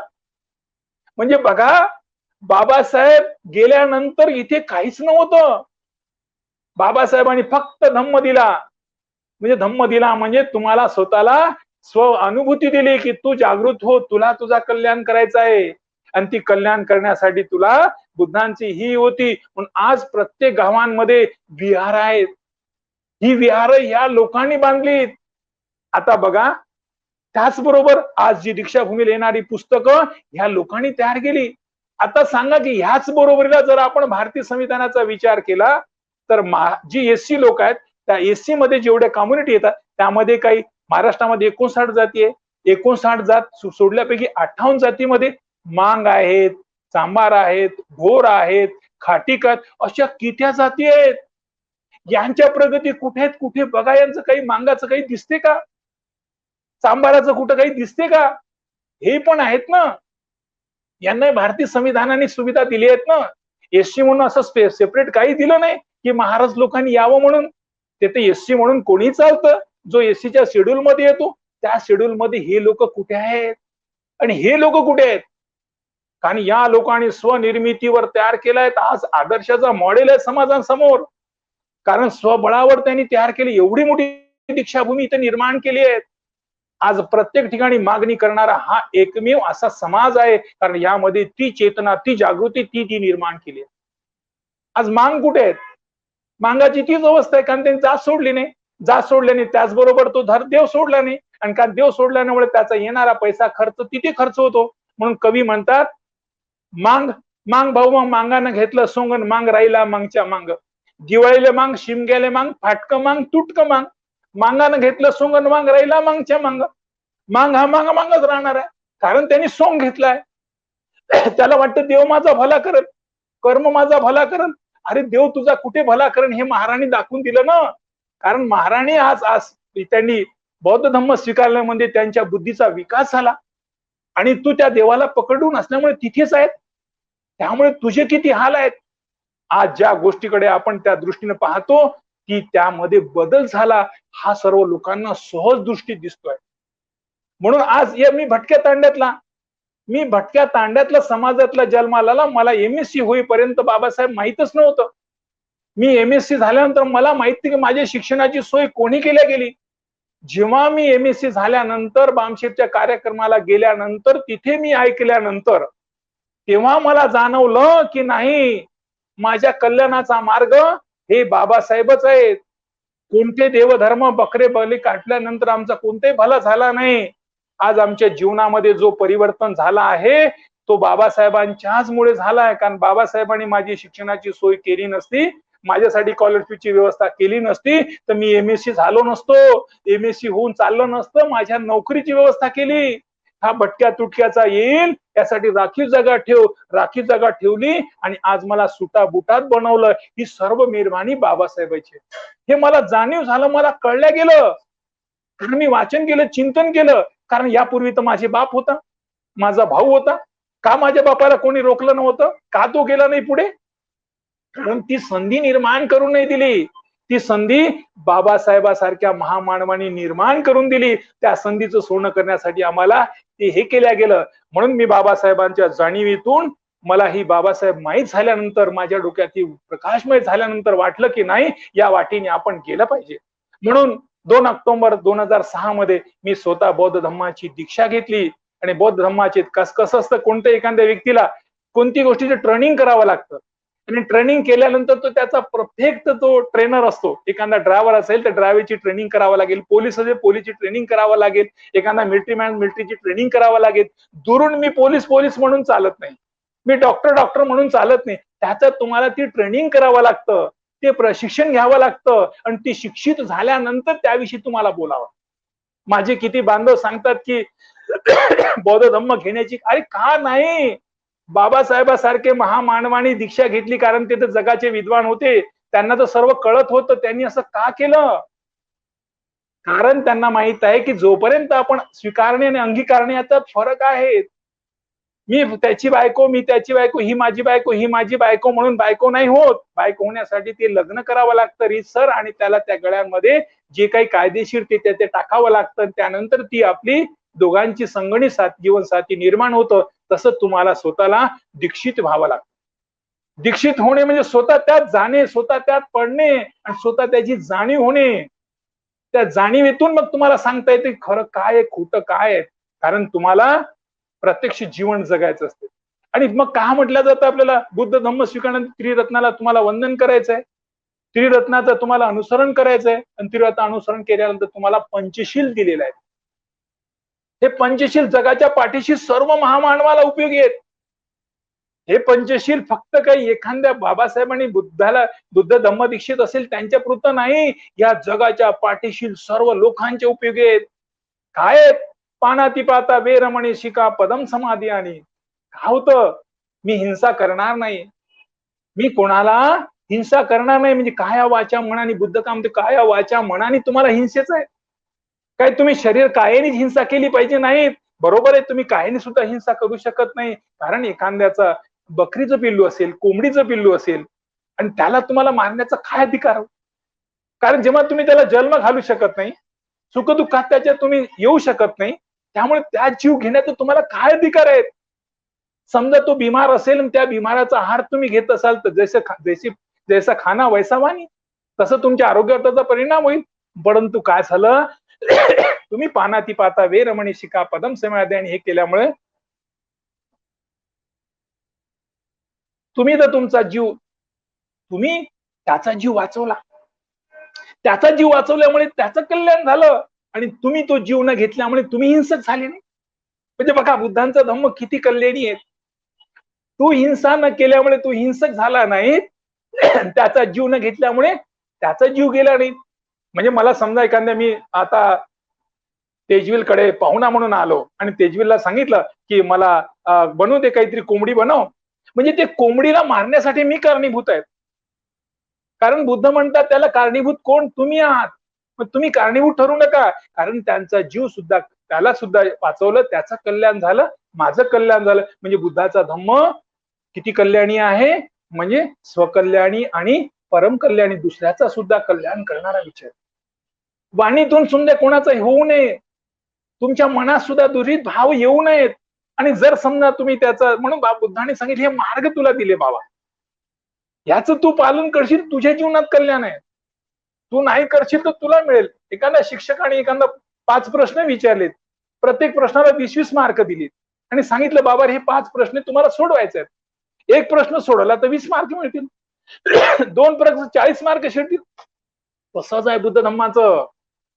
हे तुला दिलेला मार्ग आहे, हे तू ग्रहण करशील, आचरण करशील, तसा तू वागशील तर तुझ्या जीवनात बदल पडेल. याचा फळ तुला मिळेल, याचा फळ दुसऱ्याला नाही मिळणार. याचा फळ तुला मिळेल, त्यासाठी तुला काय करायचं तू ठरव. फक्त मी तुला मार्ग दाखवला. बुद्ध हा मार्गदाता आहे. बुद्धाने कोणालाच म्हटलं नाही की मी तुझ्या जीवाचं कल्याण करेल, तुझ्या जीव हे करेल. हे मार्ग, मी जसा आईच्या पोटी जन्माला आलो तसा तू पण आईच्या पोटी जन्माला आलाय. तुझी कंबर दुखते, माझी कंबर दुखते. तू जसा जन्माला नंतर मरणार तसा मी पण मरणार. पण ह्या कालावधीमध्ये असं करते असं होतं. म्हणून त्यांनी पंचशिलातील पहिला शील सांगितला की पाणाती पाता वेरमणी शिका पदम समाधी. आणि त्यामुळे तुझा कल्याण आणि इतरांचा पण कल्याण. अदिनदाना वेरमणी शिका पदम समाधी. आणि अदिनदाना, जी माझी नाही ती मी कशाला घेऊ. म्हणजे जी वस्तू माझी नाही ती वस्तू मन न घेण्याचं केवढं मोठं बुद्ध सांगतोय. म्हणजे तुम्ही चोरी करणार नाही, तुम्ही चोरी न केल्यामुळे तिची वस्तू चोरीला जाणार नाही. त्याची वस्तूला चोरीला जाण्यामुळे तो पोलिसाकडे जाईल, तो कोर्टात जाईल, तो हतबल होईल आणि तुम्ही चोर ठराल. म्हणजे तुमचाही नुकसान आणि त्याचाही नुकसान. पण चोरी न केल्यामुळे तुमचाही फायदा आणि त्याचाही फायदा आहे. तुमचाही कल्याण आहे, त्याचाही कल्याण आहे. आणि चोर मुलगा कोणाला आवडेल. आईच्या पोटी जर जन्माला चोर मुलगा आला असेल तर तो कुणाला आवडेल. भाऊ चोर म्हणून आवडत, मुलगा म्हणून, नवरा म्हणून नाही आवडत. म्हणून बुद्धाचा धम्म जर ज्या अंगी भारतामध्ये ज्या लोकांना एवढी मोठी कांड करतात, एवढे मोठे भ्रष्टाचारांची मोठी जी दारं उघडलेली आहेत, मोठी खिळ पाडलेली आहेत, ही कशामुळे, फक्त एकामुळे की त्यांच्या घरांमध्ये धम्म न गेल्यामुळे.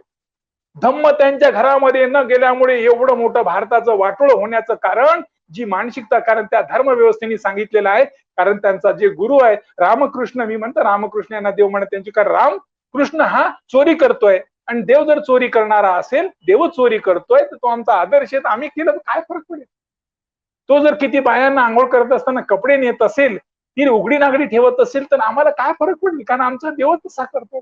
मग पाहते तुम्हाला आसाराम आहे, त्याचा मुलगा आहे, ते बाकीचे गेले, हे त्याचेच दोदक आहे.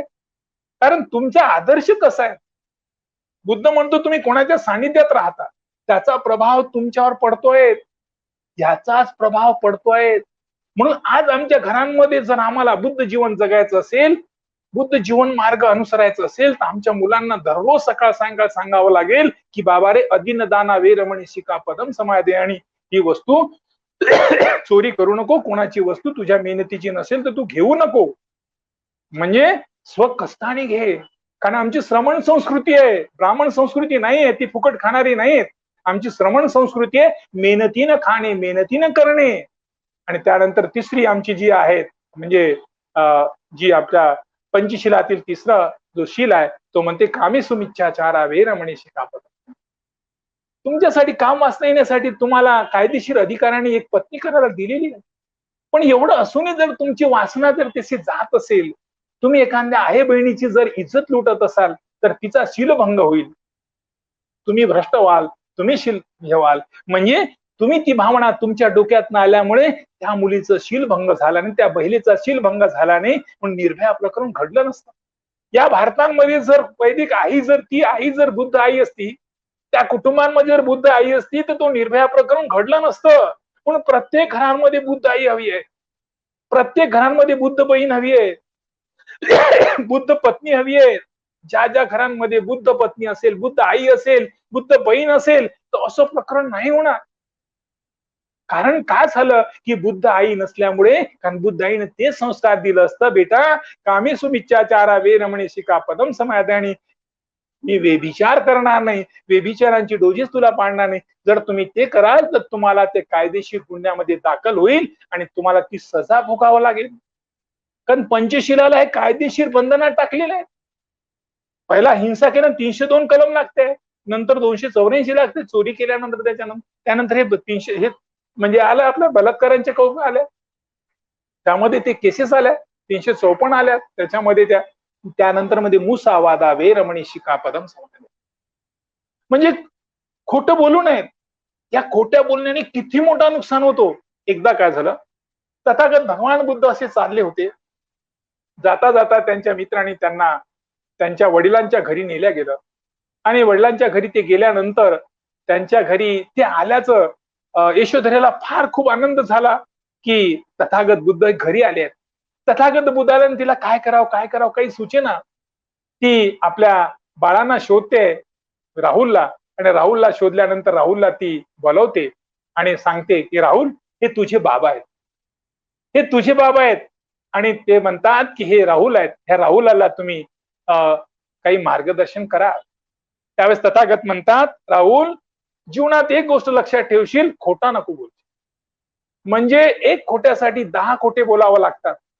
म्हणजे जीवनामध्ये खोट्याला किती महत्व आहे तथागतांनी त्यावेळेस सांगितलं. म्हणून सांगितलं, मुसा वादा वेरमणी, एका खोटा बोलून तुम्ही कोणाचा जीव घेऊ शकता, कोणाला फसवू शकता. आणि त्या फसवल्यामुळे त्याचा होणारा जो नुकसान आहे त्याचाही अकल्याण, तुमचंही कल्याण. तुम्ही जर त्याचा खोटा न बोलल्यामुळे तुमच्या जीवनात फार मोठा, तुम्हाला रात्री चांगली झोप येते, कोणाविषयी फसवल्या नाही तसं तुम्हाला वाटत नाही, कारण तुमच्यामध्ये आनंद भरत राहत. आणि तुम्हाला 5वी जी आज सांगितलेली आहे, सुरा मेर मज्जे पमाद ठाणा भेरमणी, मी कोणते नशिली पदार्थ घेणार नाही. सुरा मेर मज्जे तथागत सांगतात, ये इंसान तलवार के नीचे सिर रखने से मत घबरा, वो तो वीरता की निशानी है. ये इंसान आग में कूदने से मत डर, वो तो वीरता की परीक्षा है. ये इंसान पहाड़ की चोटी से कूदने पड़ने से मत डर, वो तो पराक्रमी की पराकाष्ठा है. लेकिन एक बात से सदा भयभीत रहे, वो है शराब. क्योंकि पाप गरीब अनाचार की जननी आहे. कारण दारू पिल्ला मनुष्य कसा वागेल, काय करेल, काही सांगताच येत नाही. तो कोणाचे पायात लोळेल, कोणाकडे कोणती मागणी करेल, तो कोणत्या स्थितीला जाईल, त्याचा काही भरोसा नाही. म्हणून तथागतांनी म्हटलेलं आहे की ह्या गोष्टीपासून दूर राहा. म्हणून सुरामे रमज्जे पमाद ढाना वेरमणी शिका पदम समाधान. एका दारुणी कुटुंबाचं केवढं मोठं नुकसान होतं. तुम्ही स्वतः दारू पिलेले म्हणजे दारुड्या म्हणून तुमची समाजात एक बेइज्जती होतं, सामाजिक प्रतिष्ठा जातं, तुमची कुटुंबातली कौटुंबिक प्रतिष्ठा, कारण कुटुंब सुद्धा त्या आला बेवड्या. त्यामुळे कुटुंब हा विस्कळीत होतोय, मुलांबाळांवर त्याचा विपरीत परिणाम होतोय, तुमच्या आरोग्यावर परिणाम होतोय, तुमची आर्थिक पैसा जातोय. म्हणजे ह्या गोष्टीमुळे तुमचा व्यक्तिगत तोटा होतोय, समाजात सुद्धा नुकसान होतोय. आणि असा व्यसनी झालेला मनुष्य काही करतोय, तो कोणत्याही रसातळाला जातोय आणि स्वतःच्या अधोगतीला तो कारणीभूत ठरतो आणि त्याची अधोगती ते होतं. म्हणून आपल्या बुद्ध धम्मांमध्ये 5 असे मार्ग दिले आहेत. जो जो मनुष्य या मार्गांचा अवलंब करेल त्याच्या जीवनामध्ये हमखास कलाटणी. हे प्रत्यक्ष अनुभवजीवन जगणारा असेल, जो खरोखर बुद्ध झालेला असेल, बुद्ध धम्म स्वीकारलेला असेल आणि ह्या शिलांचा जो पालन करत असेल, त्याच्या जीवनामध्ये एक वेगळी विभूती आहे, त्यांच्या जीवनामध्ये एक वेगळी कलाटणी आहे. कारण आम्ही धम्मदीक्षा घेतल्यानंतर आम्हाला सुद्धा समाजातून खूप मोठा विरोध झाला, कौटुंबिक विरोध झाला. परंतु जशी जशी तुमची रोषणाई समाजात यायला गेली, तुमच्या लोकांमध्ये येत गेली, तुमचे कृत्य लोकांना कळत गेली, त्यामुळे ऑटोमॅटिक तुमचं अट्रॅक्शन वाढलं. तुम्ही मधुमक्खी सारखे असतात, तुमच्याकडे लोकांना ओढण्याचं पॉवर शक्ती, चुंबकत्व असतं. कारण तुम्ही केलेला संकल्प हा एक परिवर्तन व्हायचं. कारण तुम्हाला आर्याष्टांगिक मार्ग असतो. तथागत बुद्धांनी सांगितलेल्या, ज्या बाबासाहेबांनी सांगितलेल्या आपल्याला ज्या 22 प्रतिज्ञा आहेत, त्यामधल्या त्या प्रतिज्ञा आहेत, 11वी प्रतिज्ञा, 12वी प्रतिज्ञा आहे की मी आर्याष्टांगिक मार्गाचा अवलंब करेन, मी 10 पारमिताचं पालन करेन. म्हणजे तुमच्यामध्ये आर्याष्टांगिक मार्गाचं तुम्हाला जे बुद्धांचा अनित्यवाद समजला, अनात्मवाद समजला, दुःख समजला, कळलं तुम्हाला हे सर्व गोष्टीचं कारणीभूत काय आहे, हे तुम्हाला तिथेच जाणीव होतं. कारण एवढं अमाप वाचन तुम्हाला मिळतं. बाबासाहेबासारखा महामानव या इथे जगाला जन्माला आला. म्हणून मी तर नेहमी वारंवार आमच्या लोकांना सांगत असतो,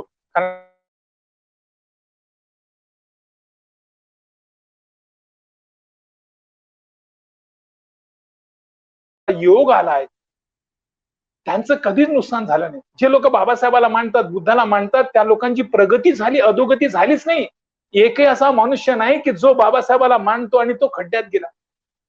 बाबासाहेबाला मानणारी माणसं ती आज दौडा लागली, फार मोठ्या स्पीड मध्ये जा लागली. या देशांमध्ये, या भारतामध्ये, महाराष्ट्रामध्ये सर्वात मोठी जर अडचण असेल, ब्राह्मणाला सर्वात मोठी भीती असेल, तर ती बाबासाहेबांच्या, आंबेडकरवादी लोकांचा. जगाला, समाजाला तारणारा कोण असेल, समाजाला, भारताला तारणारा कोण, एकमेव जो कोणी असेल तो म्हणजे आंबेडकरवादी आहे. म्हणजे आंबेडकर विचारधारा, ज्या विचारधारेला लोकांनी स्वीकारले त्यांच्या जीवनामध्ये 100% बदल आहे. मग आमच्या तुमच्या भटक्या तुटक्यांचं याचं काय, आमच्यामध्ये 100% बदल होणार.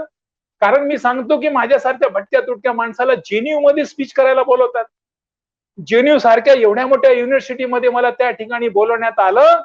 याचं एकमेव कारण आहे, ते म्हणजे मी या धम्माच्या वाटेने गेल्यामुळे लोकांना माहित झालं की धम्म आचरणी मनुष्य कसा असतो. म्हणून मला त्या ठिकाणी, त्या जेन्यू मध्ये वक्ता म्हणून स्पीच करायला बोलवलंय. मागील वर्षी गोवा सरकारमध्ये त्या ठिकाणी सुद्धा मला स्पीच करायला बोलवलं. दीक्षाभूमीच्या विचारपीठावर मी किती वेळ धम्म दीक्षेचं म्हणजे स्वतः वेगळ्या स्पीचेस दिल्या. या सर्व जागृती केल्यानंतर, या जीवनामध्ये परिवर्तन झाल्यानंतर, माझ्या बरोबरीच्या लोकांना बघितल्यानंतर त्यांना वाटतं की यांच्या जीवनामध्ये काय परिवर्तन झाला, काय बदल झाला. हा बदल झाला तो धम्मामुळे झाला. कारण धम्म आचरणी मनुष्य हा सतत हा परिवर्तनवादी आहे.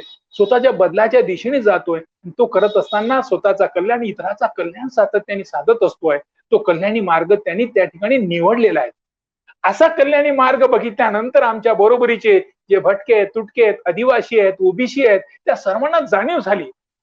म्हणून आम्ही हा जो उपक्रम राबवला गेला की आता आपण तर दीक्षा घेतलेली आहेत, मी तर त्या वाटेने जातोय, पण माझ्यासारखे इतर बांधवांनी का येऊ नये. झुटा पैसा रूटा बाई समय समय पर काम आहे. माझ्या बांधवांना मी सांगितलं पाहिजे, मी माझ्या बांधवापर्यंत गेलं पाहिजे. मग काय करता येईल. म्हणून आम्ही दरवर्षी 25 डिसेंबरला 2016 पासून धम्म दीक्षेचा कार्यक्रम हे नागपूरला राबवत असतो. 2016 मध्ये खूप लोकांनी दीक्षा घेतली, लोकांमध्ये हे झालं गेलं. 2017 मध्ये ओबीसी लोकांनी दीक्षा घेतली. त्या दीक्षा भूमीच्या ज्या स्टेजवर होतं, धम्मपीठांवर आम्ही तिथे काही लोकांना सांगितलं की धम्म दीक्षा दिल्यानंतर तुमच्या ज्या काही समस्या त्याचं सर्व निराकरण होईल. समजू नका की मी दीक्षा घेतल्यानंतर मी महार झालो असं समजू नका. तुम्ही बौद्ध झालात. तुम्ही जगातल्या त्या जगाच्या लेवलशी तुम्ही जुडलात. जागतिक पातळीचे तुम्ही झालात. त्यामुळे तुमचा कोणती समस्या दूर होणार. म्हणून आम्ही त्या विचारपीठावर एक लग्न लावलं. म्हणजे लग्न लोकांचं जुळून दिलं. आताच आमच्या त्या दीक्षा घेतलेला आमचा एक ओबीसी समाजातून मराठा समाजांचा एक संतोष भालदार म्हणून आहे.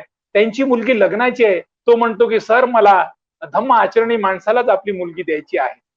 म्हणजे ओबीसी धम्म दीक्षा घेतल्यानंतर तो मनुष्य आपली मुलगी तो पाहत नाही. तो महार आहे, महाग आहे, चांभार आहे ते नाही पाहिजे. आम्हाला धम्म आचरणी पाहिजे. म्हणजे धम्माचं आचरण करणारा मनुष्य असेल त्या ओबीसी मनुष्य आपली मुलगी तो लग्नाला देण्यासाठी तयार आहे. त्याचा बायोडाटा माझ्याकडे पाठवलेला आहे. आम्ही मुलगा शोधतो आहोत. आम्ही वारंवार सांगतोय की आम्हाला धम्म आचरणी हवात. म्हणजे बुद्ध घेतलेला तोंडावर बुद्ध आणि आचरणीत असं नसोल. तो अहंकारी नसावा, रडशितू त्याच्यापासून दूर असावा, पंचशिलाचं पालन करणारा असावा. आणि तुमच्या घरांमध्ये जर धम्म तुम्हाला जागृत करायचं असेल, तुम्हाला जिवंत ठेवायचं असेल, स्वतःला शीलवान व्हायचं असेल, तर घरामधील महिलांना त्यामध्ये सहभागी करा. घरांमध्ये दररोज वंदना सकाळी सायंकाळ झालीच पाहिजे. त्याचा फार मोठा प्रभाव तुमच्यावर, तुमच्या कुटुंबावर पडतोच आहे. कारण तुमच्या कुटुंबातील आचरणातील लोक बघून इतरांना वाटतं की यांच्या कुटुंबात किती मोठा बदल झाला, किती छान प्रोग्राम होतात. माझ्या घरी दर पौर्णिमेला आम्ही प्रत्येक पौर्णिमेला धम्मावर एक प्रबोधनाचा कार्यक्रम घेत असतो. म्हणजे प्रत्येक वेळेस धम्म आचरणी माझ्या घरांमध्ये दररोज वंदना होतात. त्यामुळे आमच्या मुलांवर, आमच्या कुटुंबातील महिलांवर, आमच्यावर त्याचा प्रभाव पडतोय. आम्ही दररोज आठवण करतोय. जर त्या गोष्टी असेल तर आता आम्ही बंजारातले आता मी बुद्ध झालो, व्यक्तिगत बुद्ध कुटुंबातले नाही, परंतु मी त्यांना बंजारा बोलीमध्ये ती आमच्या याच्या सांगायला सांगतो. कारण जो तथागताने सांगितलेला पंचशील आहे तो आमच्या बंजारा समाजातील त्या संतांनी बंजारा समाजातील संस्कृतीने सांगितलेला आहे. तो म्हणजे सांगतात बंजारा बोलीमध्ये, थोडं समजून सांगण्याचा प्रयत्न करतो. सणो सांभळो गोर भाई, चोरी मत करजो कोई, लाजर काढो धर्मेरी, मतलो जीव काढो मतलोई, गोरमाटी जतवत मारियो बाजी, मत करजो रंडी बाजी, तम जायो लांबी झाडी, मत करजो लुची लबाडी, गोरमाटी जतवत मारियो बाजी, मत करजो नशाबाजी. जे तथागताने जे पंचशील सांगितलेलं आहे तेच पंचशील तुमच्या संतांनी सांगितले. संत सेवालाल महाराज सांगितले, अरे जातीकुळी पंथी आम्ही एक होतो रे, आजवरी भांडलो रीत कशी रे. आम्ही सर्व एकच आहोत. तोच मार्ग सांगितलेला आहे. त्या मार्गापासून आपण किती दूर जाऊन आपण भलतच आणलेलं आहे. हे देव कर्मकांड आपल्या घरात घुसवलेले आहेत. आमचा आणि ह्या देवात गणपतीशी, त्या देवीशी काही संबंध नव्हता, हनुमानाशी काही संबंध नव्हता. आमचे सर्व नैसर्गिक देवता आहे. ही निसर्गाला आम्ही पूजणारी माणसं, आम्ही आता आलो कुठे.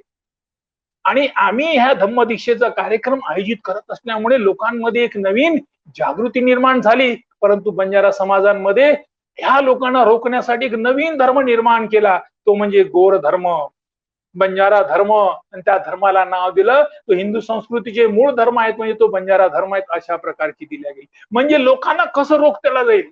त्यांना कसं जखडल्या जाईल, त्या जखडीतून बाहेर कसं काढल्या नाही झालंय, या धर्मव्यवस्थेतील लोकांनी त्याचं संगोपन केलेलं आहे. यांना इथं रोखावं.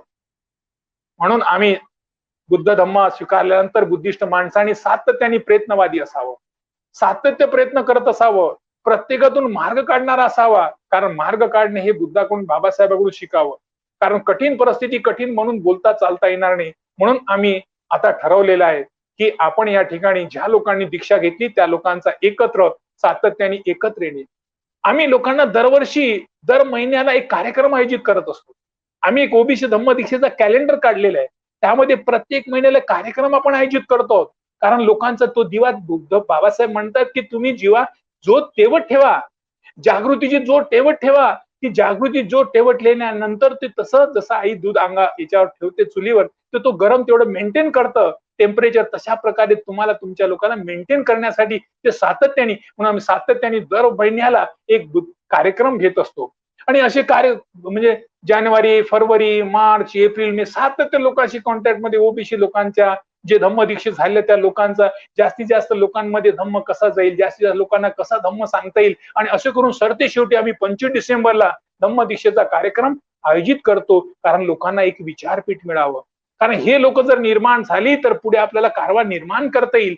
आणि अशा प्रकारची कारवा निर्माण करत असताना जे लोक आज ओबीसी समाजातील तेल्यामधील खूप लोक, हटवाडदादा सारखे, रंजनाताई सुरदुसे सारख्यात, आपल्या वंदनाताई वनकर सारख्यात, आपल्याकडे आमच्या खूप लोकांनी नागपूर शहरांमध्ये धम्म दीक्षा घेतली आहेत. त्यांचा एक सातत्याने करतात. आमचे मुंबईला उल्हास राठोड, हे जे जे लोकांनी दीक्षा घेतलेली आहे त्या लोकांनी एकत्र यावं. आणि मी ह्या दीक्षा घेतल्यानंतर माझा एक तुम्हाला अनुभव सांगतो की मी आमच्या तांड्यांवर जे आपल्या पद्धतीने म्हणजे आधुनिक पद्धतीने म्हणजे सत्यशोधक पद्धतीने मी तांड्यावर लग्न लावली. तांड्यावर लग्न लावल्यानंतर लग्नांमध्ये काय झालं की त्यामध्ये बाबासाहेबांचा फोटो आणि यांचा फोटो, बाबासाहेबांचा फोटो पाहिल्याबरोबर समाजातील लोक तडफून गेली. जे धर्म समाज व्यवस्थेतील लोक तडफून गेली. त्या लोकांना वाटलं की यांनी आपल्याला हे स्वतः धम्म घेतल्यानंतर आम्हाला सर्वाला महार बनवतो का? कारण बुद्ध होणे म्हणजे महार होणे हे सतत त्या लोकांच्या डोक्यांमध्ये भरवलेलं आहे. फक्त जोपर्यंत ते आपल्या सानिध्यात येत नाही, जोपर्यंत आपल्याकडून समजून घेतल्या जात नाही, आपण जोपर्यंत बोलत नाही, सांगत नाही, तोपर्यंत त्यांच्या डोक्यातलं जात नाही. जेव्हा त्या लग्नांमध्ये लग्न केल्यानंतर ती पत्रिका तयार केली, 1 रुपयाची पत्रिका, खूप छान पत्रिका. त्यामध्ये आपण म्हणजे मुलगा नवरा असेल, पत्नी मुलगी असेल, त्या दोघांना जी प्रतिज्ञा घ्यायची ती त्याच्यावर लिहिल्या गेली होती. आणि त्या लग्नाच्या वेळेस आणि स्वतः मी लग्न लावलं. मला खूप विरोध झाला. पण लग्न लावल्यानंतर जेव्हा लोकांनी बघितलं, मी लग्नाच्या त्या ठिकाणी लोकांना सांगितलं, ते 2 महामानवाचे फोटो ठेवले, बाबासाहेबांचा आणि संत शिवलाल महाराजांचा. आणि ती फोटो ठेवल्यानंतर लोकांना सांगितलं की ह्या लग्न झाल्यानंतर या मुलांना उद्या मुलंबाळ होतील. आणि ह्या मुलंबाळ जर ह्या महामानवासारखी जन्माला आली, आजपासून त्यांच्या मनात रुजवल्या गेली, तर ती जगाचं, समाजाचं कल्याण होईल. आणि त्यानंतर ही होम हवन करण्यापेक्षा आपण ही केलेली आहे, कारण तो पैसा तिथे वाचलेला आहे. ब्राह्मणाच्या ठिकाणी मी आलो. मी स्वतः MSc मॅथमॅटिक्स आहे, MA आंबेडकर थॉट आहे, MA पाली आहे, MA बुद्धी स्टडी आहे, मी MPhil आहे आंबेडकर थॉट मध्ये, मी MBA आहे ह्युमन रिसोर्स मध्ये, मी LLB आहे, मी LLM क्रिमिनल लॉ मध्ये आहे, मी PhD आहे. म्हणजे एक उच्च शिक्षित विद्याभूषित मनुष्य हा जर समाजातील लोकांना सांगत असेल तर त्यामध्ये त्याचा रोजगार मिळेल आणि त्या लोकांमध्ये रोजगार निर्मिती जाईल. आणि त्या विचारपीठावर मी मुलींच्या आईला त्या ठिकाणी मोठा सन्मान केला. सांगितलं की या माऊलीनं या मुलीला आपले संस्कार दिले आणि ती आता संस्कार ट्रान्सफर करते आहेत. आणि ती संस्कार ट्रान्सफर करत असताना मुलीच्या आईला आणि मुलाच्या आईला दोघांचा विचारपीठावर मोठा शाल आणि हार टाकून त्याचा सत्कार केला. मुलाच्या वडिलाचा, त्यांचा मुलीच्या वडिलाचा, दोघांचा सत्कार केला. आणि ते सर्व बघितल्यानंतर मग मी लग्न का करतोय, लग्नामागचा हेतू काय, यावर प्रबोधन केलं. त्यानंतर लोकांची माझ्याकडे बघण्याचा दृष्टिकोनच बदलून गेला. हे सर्व बुद्ध मनुष्य करतोय, हे सर्व बुद्ध मनुष्य करतो आहेत. हे बुद्धांची ही बुद्धी, ही अशा प्रकारे कृत्य. तेव्हा मला वाटलं की तुम्ही काय आम्हाला महाराज बनवता. म्हणजे जोपर्यंत लोक कृतीशील कार्य बघत नाही. माझ्या आईचा 95 वाढदिवस साजरा केला, 85वा वाढदिवस साजरा केला. त्यावेळेस सर्व महामानवांना मी आपल्या महामानवांची फोटो लावले. त्यामुळे प्रबोधन केलं गेलं की ह्या कशा प्रकारे केल्या जातं. हे सर्व बुद्ध व्यक्ती, बुद्ध डोक्याचा मनुष्य असेल तर तो कल्याणी मार्ग करतो, सतत कल्याणाचा विचार करतो. हे लोकांच्या मनामध्ये आलं की या मार्गिक झालेले माणसं हे किती चांगले असतात, या लोकांमध्ये कसा बदल होतो, हे बदल दाखवण्यासाठी आपण आपले उदाहरण लोकांसमोर ठेवणे अत्यंत काळाची गरज आहे. जर तुम्ही तशा प्रकारे केलं तर तुमच्याकडे लोक वळतात. म्हणून आम्ही दरवर्षी ओबीसी लोकांना धम्माकडे आणण्याचा प्रयत्न करतोय. येतात त्यांना आम्ही दरवर्षी काही पुस्तकं वाचायला देतो, कॅलेंडर देतो आहेत, छोटी छोटी पुस्तकं वाचण्याचा करतोय. आता आम्ही गाडी घेण्याचा विचार करतो. आम्हाला कारवा धीरे धीरे सांगायचा आहे. आम्हाला कोणाच्या देव धर्माला आपल्याला काही त्यांच्याबद्दल सांगायचं नाही. आमचं किती चांगलं आहे, धम्म किती चांगलं आहे, बुद्धांचे जे धम्म किती चांगलं हे लोकांना सांगायचंय. हे धम्म जीवन जगल्यानंतर धम्म जीवन किती मार्गात किती चांगलं आहे हे आम्हाला सांगायचंय. हे आपण प्रत्यक्ष कृतीतून सांगायचंय. कृतीतून सांगितल्यानंतर त्यांना अनुभव कथन येतं आणि झुटा पैसा रूटा भाई समय समय पर काम आहे, अशा प्रकारे कामाला येणार हे आपल्या प्रकारचं बुद्ध जीवन आहेत. हा जीवन मार्ग आपल्याला तिथे मिळतोय. आम्ही दरवर्षी ओबीसी विशेषांक पण काढतोय. त्या ओबीसी असा विशेषांक पण दरवर्षी त्या ठिकाणी आम्ही काढत असतो. अशा प्रकारचं आम्ही अशा प्रकारचे ते ओबीसीचे असे कॅलेंडर पण हे आपण त्या ठिकाणी ओबीसी धम्म दीक्षेचे कॅलेंडर पण करतोय. छोटी छोटी पुस्तकं काढतोय. कारण ही कारवा सातत्याने जागृत ठेवायचं, लोकांपर्यंत पोहोचवायचं आहे. हे पोहोचवण्यासाठी सातत्याने प्रयत्न करतोय. त्यामध्ये हा ओबीसी वर्ग आता जागृत होत आहे. त्यांच्यामध्ये एक अशी ही झाली आहे की त्यांना वाटतं की आपला येणारा काळ पुढे आपला कल्याण करू शकतो. ह्यासाठी सर्वांनी आपला जागृत होणे. पुन्हा जी मनुस्मृतीने आमचं नायनाट केलं ती पुन्हा जिवंत होत आहेत का, हा सुद्धा समोर येत आहेत. कारण मनुस्मृती सारखंच लोक वागत आहेत. कारण मनुस्मृतीनं जसं आमचं शिक्षणाला नाकारलं तसंच आमच्या लोकांना शिक्षण त्यांनी महागडं केलेलं आहे. नवीन शैक्षणिक धोरण त्यांनी फार मोठं भयंकर आणलेलं आहे. आर्थिक ते त्यांनी वाटलं की ह्या लोकांच्या प्रगती आज राठोड बोलते आहेत, आज भिकऱ्याडी पुत्र रमेश भ्या बोलतोय. हे कशामुळे बोलतोय, याची शिक्षणाची संधी दिली, याला नोकरी दिली, याला शिक्षणाची याची नोकरी बंद करा. ती नोकरी आपल्या पोरांची ओढल्या जात आहेत, आपल्या शिक्षणाची दारं बंद केल्या जात आहेत. त्यामुळे आम्हाला जागृत होणं अत्यंत गरजेचे आहे. बाबासाहेब जन्माला नाही येणार, आता आम्हाला तयार व्हायचं आहे. कारण आमचं धम्मबळ फार मोठं बळ आहे. हे जसं जसं धम्मबळ तुमचं वाढेल तसं तसं तुमचे आंतरिक बळ वाढत राहतं आणि तुम्ही तुमचा कल्याण करू शकता, इतरांचा करू शकता. म्हणून येणाऱ्या मनुस्मृती तुम्हाला सांगतोय ही, कारण RSS माझ्याकडे पूर्ण पुस्तकाची नियमावली आहे. त्यांनी कसं म्हटलेलं की आम्हाला हिंदू राष्ट्र बनवायचंय, काही करायचंय, आमचा तोच टार्गेट आहे. कारण विषमतेला पेरायचंय, विषमतेला पेरायचं, विषमताच उगवायचे. आम्हाला समता पेरायची, समता उगवायचे. म्हणून समता पेरण्यासाठी बाबासाहेबांसारखे, बुद्धासारखे, तथागतांसारखे, आपल्याला महात्मा ज्योतिबा फुलेंसारखे महामानव जन्म आला आणि त्यांनी आपल्याला मंत्र दिला. विद्ये म्हणा मती गेली, मती म्हणा गती गेली, गती म्हणा नीती गेली, नीती म्हणा वित्त गेले. एवढे अनर्थ एका अविद्येने केले. म्हणजे मती गेले म्हणजे डोकंच गेलं होतं, डोकंच नव्हतं आम्हाला. ती मती आणण्याचं काम त्यांनी केलं. म्हणून बाबासाहेब म्हणतात शिका, संघटित व्हा, संघर्ष करा. शिका म्हणजे काय, लर्न अँड टीच, शिको और सिखाओ, सीखो और सिखाओ, लर्न अँड टीच. तुम्ही एज्युकेट, एज्युटेट आणि ऑर्गनाइज. एज्युटेट म्हणजे काय, एज्युटेट म्हणजे तू म्हणजे लर्न पॉसिबिलिटीज, टीच पॉसिबिलिटीज, संभावना खोजो, क्या है वो ढूंढो.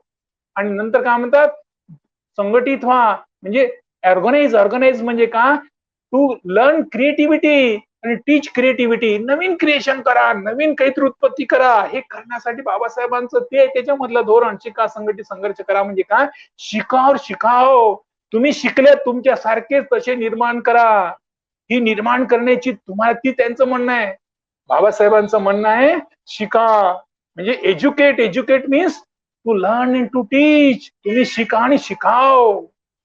ऑर्गनाइज, एजिटेट म्हणजे काय, तुम्ही स्वतः खोजो पॉसिबिलिटीज, पॉसिबिलिटीज सीखो और पॉसिबिलिटीज सिखाओ. क्या बनने वाला है, क्या बनाना है, क्या बनेगा, और उसकी क्रिएशन करो. लर्न क्रिएटिव्हिटी आणि टीच क्रिएटिव्हिटी हे बाबासाहेबांच्या मूलमंत्रातून आपल्याला मिळाले आहेत. हे मूलमंत्र आपल्याला शोधायचे आहेत, आपल्याला काढायचे आहेत. येणाऱ्या काळाला आपल्याला बाबासाहेबांच्या विचाराशिवाय या समाजाला कोणी जागवणार नाही. जेवढी प्रगती बाबासाहेबांच्या विचाराने झालेली आहे, जे जे बाबासाहेबांच्या विचाराने ब्राह्मणाला सर्वात मोठी भीती असेल ती बाबासाहेबांची भीती आहे. म्हणून म्हणतात किती संत आले, किती संत जायले, कोणी आमच्या नवसाला नाही पावलं. एक भीम जन्माला, माती गोट्याच्या त्याला पेन दावला. कोटी कोटी कर्माची फळी उजळली भीमा तुझ्या जन्मामुळे. एकाचा जन्म आला आणि आम्ही आज 5 कोटी लोक, 5 कोटी ह्या मागासवर्गीयांच्या जीवनामध्ये आम्हा बदल झाला.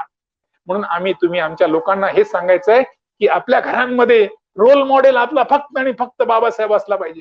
आपल्या मुलांच्या समोर एकच का ठेवा की मला बाबासाहेबासारखं व्हायचं आहे. बाबासाहेब हे रोल मॉडेल घराघरात रुजलेला असेल तर तुम्हाला कळेल की आपल्या घरातले परिवर्तन जाईल, बदल होईल. आपल्या मुलांना सांगा बाबासाहेब किती शिकलेले आहेत हे शिक्षण आधी सांगा. बाबासाहेबांनी किती पुस्तकं लिहिली ते पुस्तकाची नावं सांगा. बाबासाहेबांच्या राबवलेल्या चळवळी सांगा. कारण आपल्या मुलांना बाबासाहेब माहित नाही, बाबासाहेबांना आपण घरात ठेवत नाही, बाबासाहेब आपल्या मुलात पोचवत नाही. आपण ही मोठी चूक करतोय. आज आपल्या लोकांमध्ये बाबासाहेब रुजल्यामुळे आपण नुसतं हे करतोय. बाबासाहेब दररोज म्हणायचे की दर रविवारी तुम्ही विहारात जात जा, तुम्ही आपला 20वा हिस्सा आपल्या लोक यांना दान करत जा. म्हणजे तुम्हाला हे करायचं असेल तर 20वा हिस्सा तुम्ही दान करत जा. तुम्ही स्वतःला बुद्धांनी कोणत्या गोष्टी तुम्ही मानल्या पाहिजे ते केलं पाहिजे, ते बाबासाहेबांनी ते सांगितले होते. 22 प्रतिज्ञेचं दररोज तुमच्या घरात वाचन केलं पाहिजे.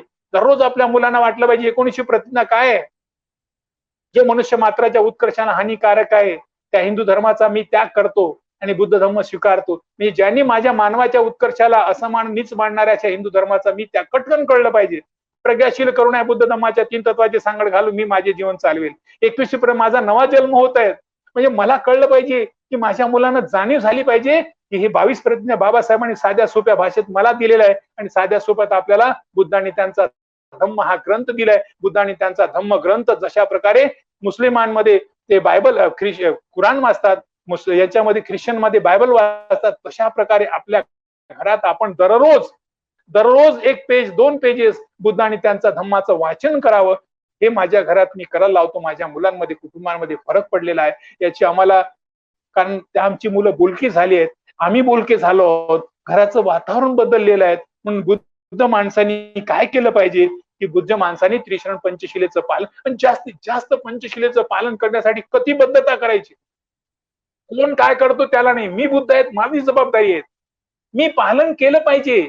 म्हणून आपण प्रत्येक लोकांनी, आणि बुद्ध धम्म हा काही आपल्या जन्माने येत नाही.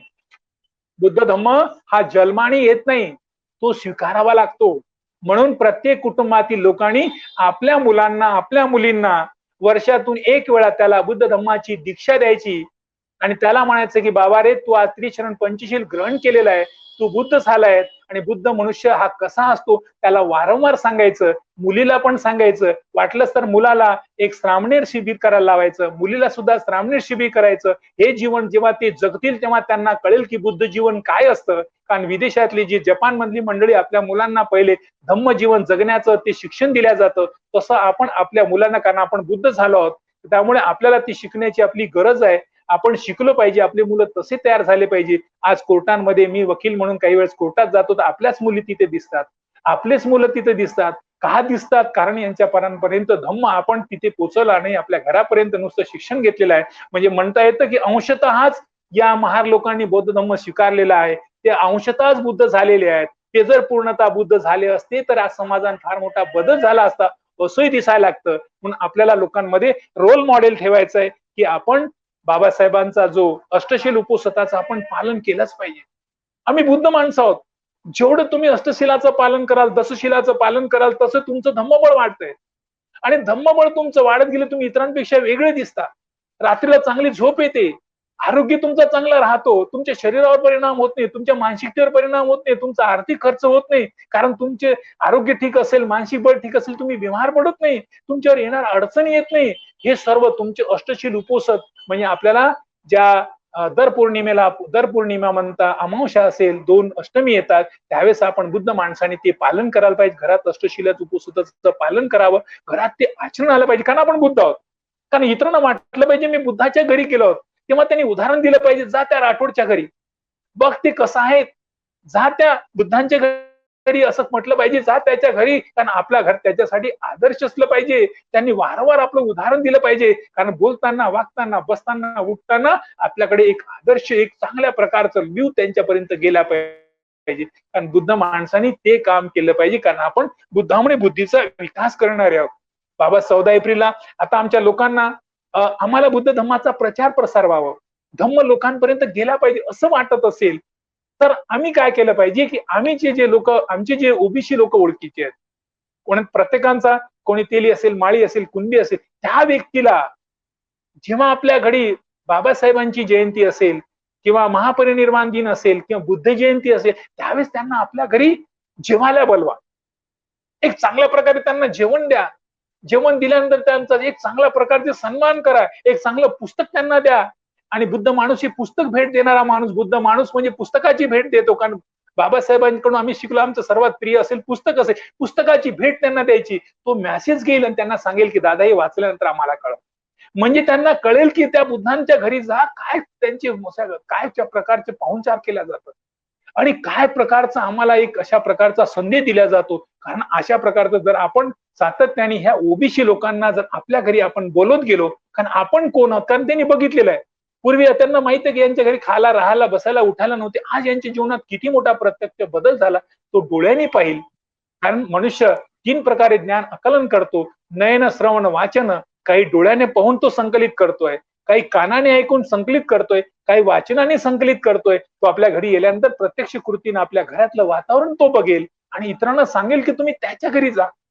म्हणजे बघितलेला माणसाच्या जीवनात किती मोठा बदल झाला हे त्याला तिथे जाणीव होईल, त्यांना सांगेल. त्यामुळे आपल्याला ती कारवा पुढे नेता येईल. कारण बाबासाहेबाला मानणारी माणसं आपण त्याचं एक क्रायटेरिया घेतला किंवा त्याला 1 पासून तर 100 पर्यंत मोजायला लागलो. काही लोक 10% बाबासाहेबाला जाणतात, काही 20% जाणतात, काही 30% जाणतात, काही 80% जाणतात. कारण 80% माणसाला 10% सांगण्यात येतो ऑटोमॅटिक नंतर आपल्या धम्मामध्ये. म्हणजे याला आपल्याला धम्माकडे वळवायचं असेल तर त्याला धम्म काय आहे हे त्याला सांगावं लागेल, कृतीतून सांगावं लागेल, त्याला वाचनातून सांगावं लागेल, त्याला काही बघितल्यातून सांगावं लागेल. हे सर्व सांगण्याचं काम जर आपण आपल्यातून करायला लागलो तर बाबासाहेबांचं जो स्वप्न आहे प्रबुद्ध भारत बनवण्याचं, ते प्रबुद्ध भारत बनवण्याचं आपण पूर्ण चांगल्या प्रकारे करू शकतो. अशा प्रकारे हे बाबासाहेबांचा विचार आपण लोकांपर्यंत पोचवू. आपण धम्माला बळ देऊ, धम्म बळ देण्यासाठी. कारण तुम्ही आमचे मोठे भाऊ आहात. कारण तुम्ही स्वीकारलेला आहे. आधी तुम्ही त्याची चाखण केलेली आहे. आधी तो कसा गोड काय आहे, खारट तिखट आहे तुम्ही बघितलेला आहे. आणि त्या खाल्ल्यानंतर तुमच्या जीवनात जो बदल झाला तो ओबीसी वर्ग बघतोय. त्यांना वाटतोय की आमचा मोठा भाऊ आहे, आमच्या मोठ्या भावाच्या अनुकरण आम्ही करावं. त्यामुळे ते तुमचे अनुकरण करण्यात चालू आहे. कारण धम्माच्या बाबतीत तुम्ही आता आमचे सर्वांचे मोठे बंधू आहात. तुमच्याकडून आमची अपेक्षा आहे की तुम्ही आम्हाला या धम्म वाढवण्यासाठी, कारण आमचा अनुशेष खूप मोठा आहे, अनुशेष पूर्ण करण्यासाठी तुमच्याकडून ती मदतीची अपेक्षा आहेत, असा अपेक्षा करतो आहेत. आणि आपण ह्या ओबीसी आज धम्माकडे येतो आहोत. कमी प्रमाण जरी असेल त्याचा, तो प्रमाण वाढेलच, वाढण्यासाठी प्रयत्न चालू आहेत. आपण सुद्धा त्या प्रयत्नात सहभागी व्हावं, अशा प्रकारचं मी एक तुमच्याकडून अभिवचन घेतो आहोत. आणि या ठिकाणी डॉक्टर बाबासाहेब आंबेडकर थॉट मुव्हमेंटनी एक या ठिकाणी जे कार्यक्रमाचं आयोजन केलं, माझ्यासारख्या भटक्या तुटक्यानी, कारण धम्माच्या वाटेने आल्यामुळे मी त्या ठिकाणी कॅपेबल झालो. कारण बाबासाहेबांनी प्रज्ञाशील करुणा, या बाबासाहेब प्रज्ञेला दिलं. प्रज्ञा म्हणजे आपण म्हटलं की आपल्या स्वतःचं ज्ञान वाढवलं पाहिजे, शिक्षण वाढवलं पाहिजे, म्हणून उच्च दर्जाचं शिक्षण आपण घेतलं पाहिजे. बाबासाहेबांच्या पावलावर पाऊल टाकून ते करतोय, शिलांचं पालन करतोय. तर या ठिकाणी माझ्यासारख्या एक भटक्या तुटक्यातून आलेल्याला ह्या चांगला विचारपीठ मिळू शकतो. आपल्यासारखे अनुभवी कथन करणारे अभ्यासक, चांगल्या प्रकारे ज्ञान असलेले आणि विद्वानाच्या संगतीत राहावं, बुद्धिमानाच्या संगतीत राहावं. आणि ते संगतीतले माणसं आज या ठिकाणी मला ऐकत आहेत. माझ्याकडून काही कमी जास्त चुका होऊ शकतात. काही चुकीने वाणीतून काही शब्द बाहेर पडले असेल तर मी क्षमशी मागू शकतो. आणि या ठिकाणी आज जवी पवार सारख्या मोठ्या अभ्यासू, विद्वान अशा प्रकारच्या कुटुंबातील व्यक्तीने अशा कार्यक्रमाचं आयोजन करावं, मला ती बोलण्याची संधी द्यावी. त्यामुळे मी सर्वांचं आभार व्यक्त करतो आणि माझ्या वाणीला विराम देतो. सर्वांना सप्रेम जय भीम. साधू साधू साधू.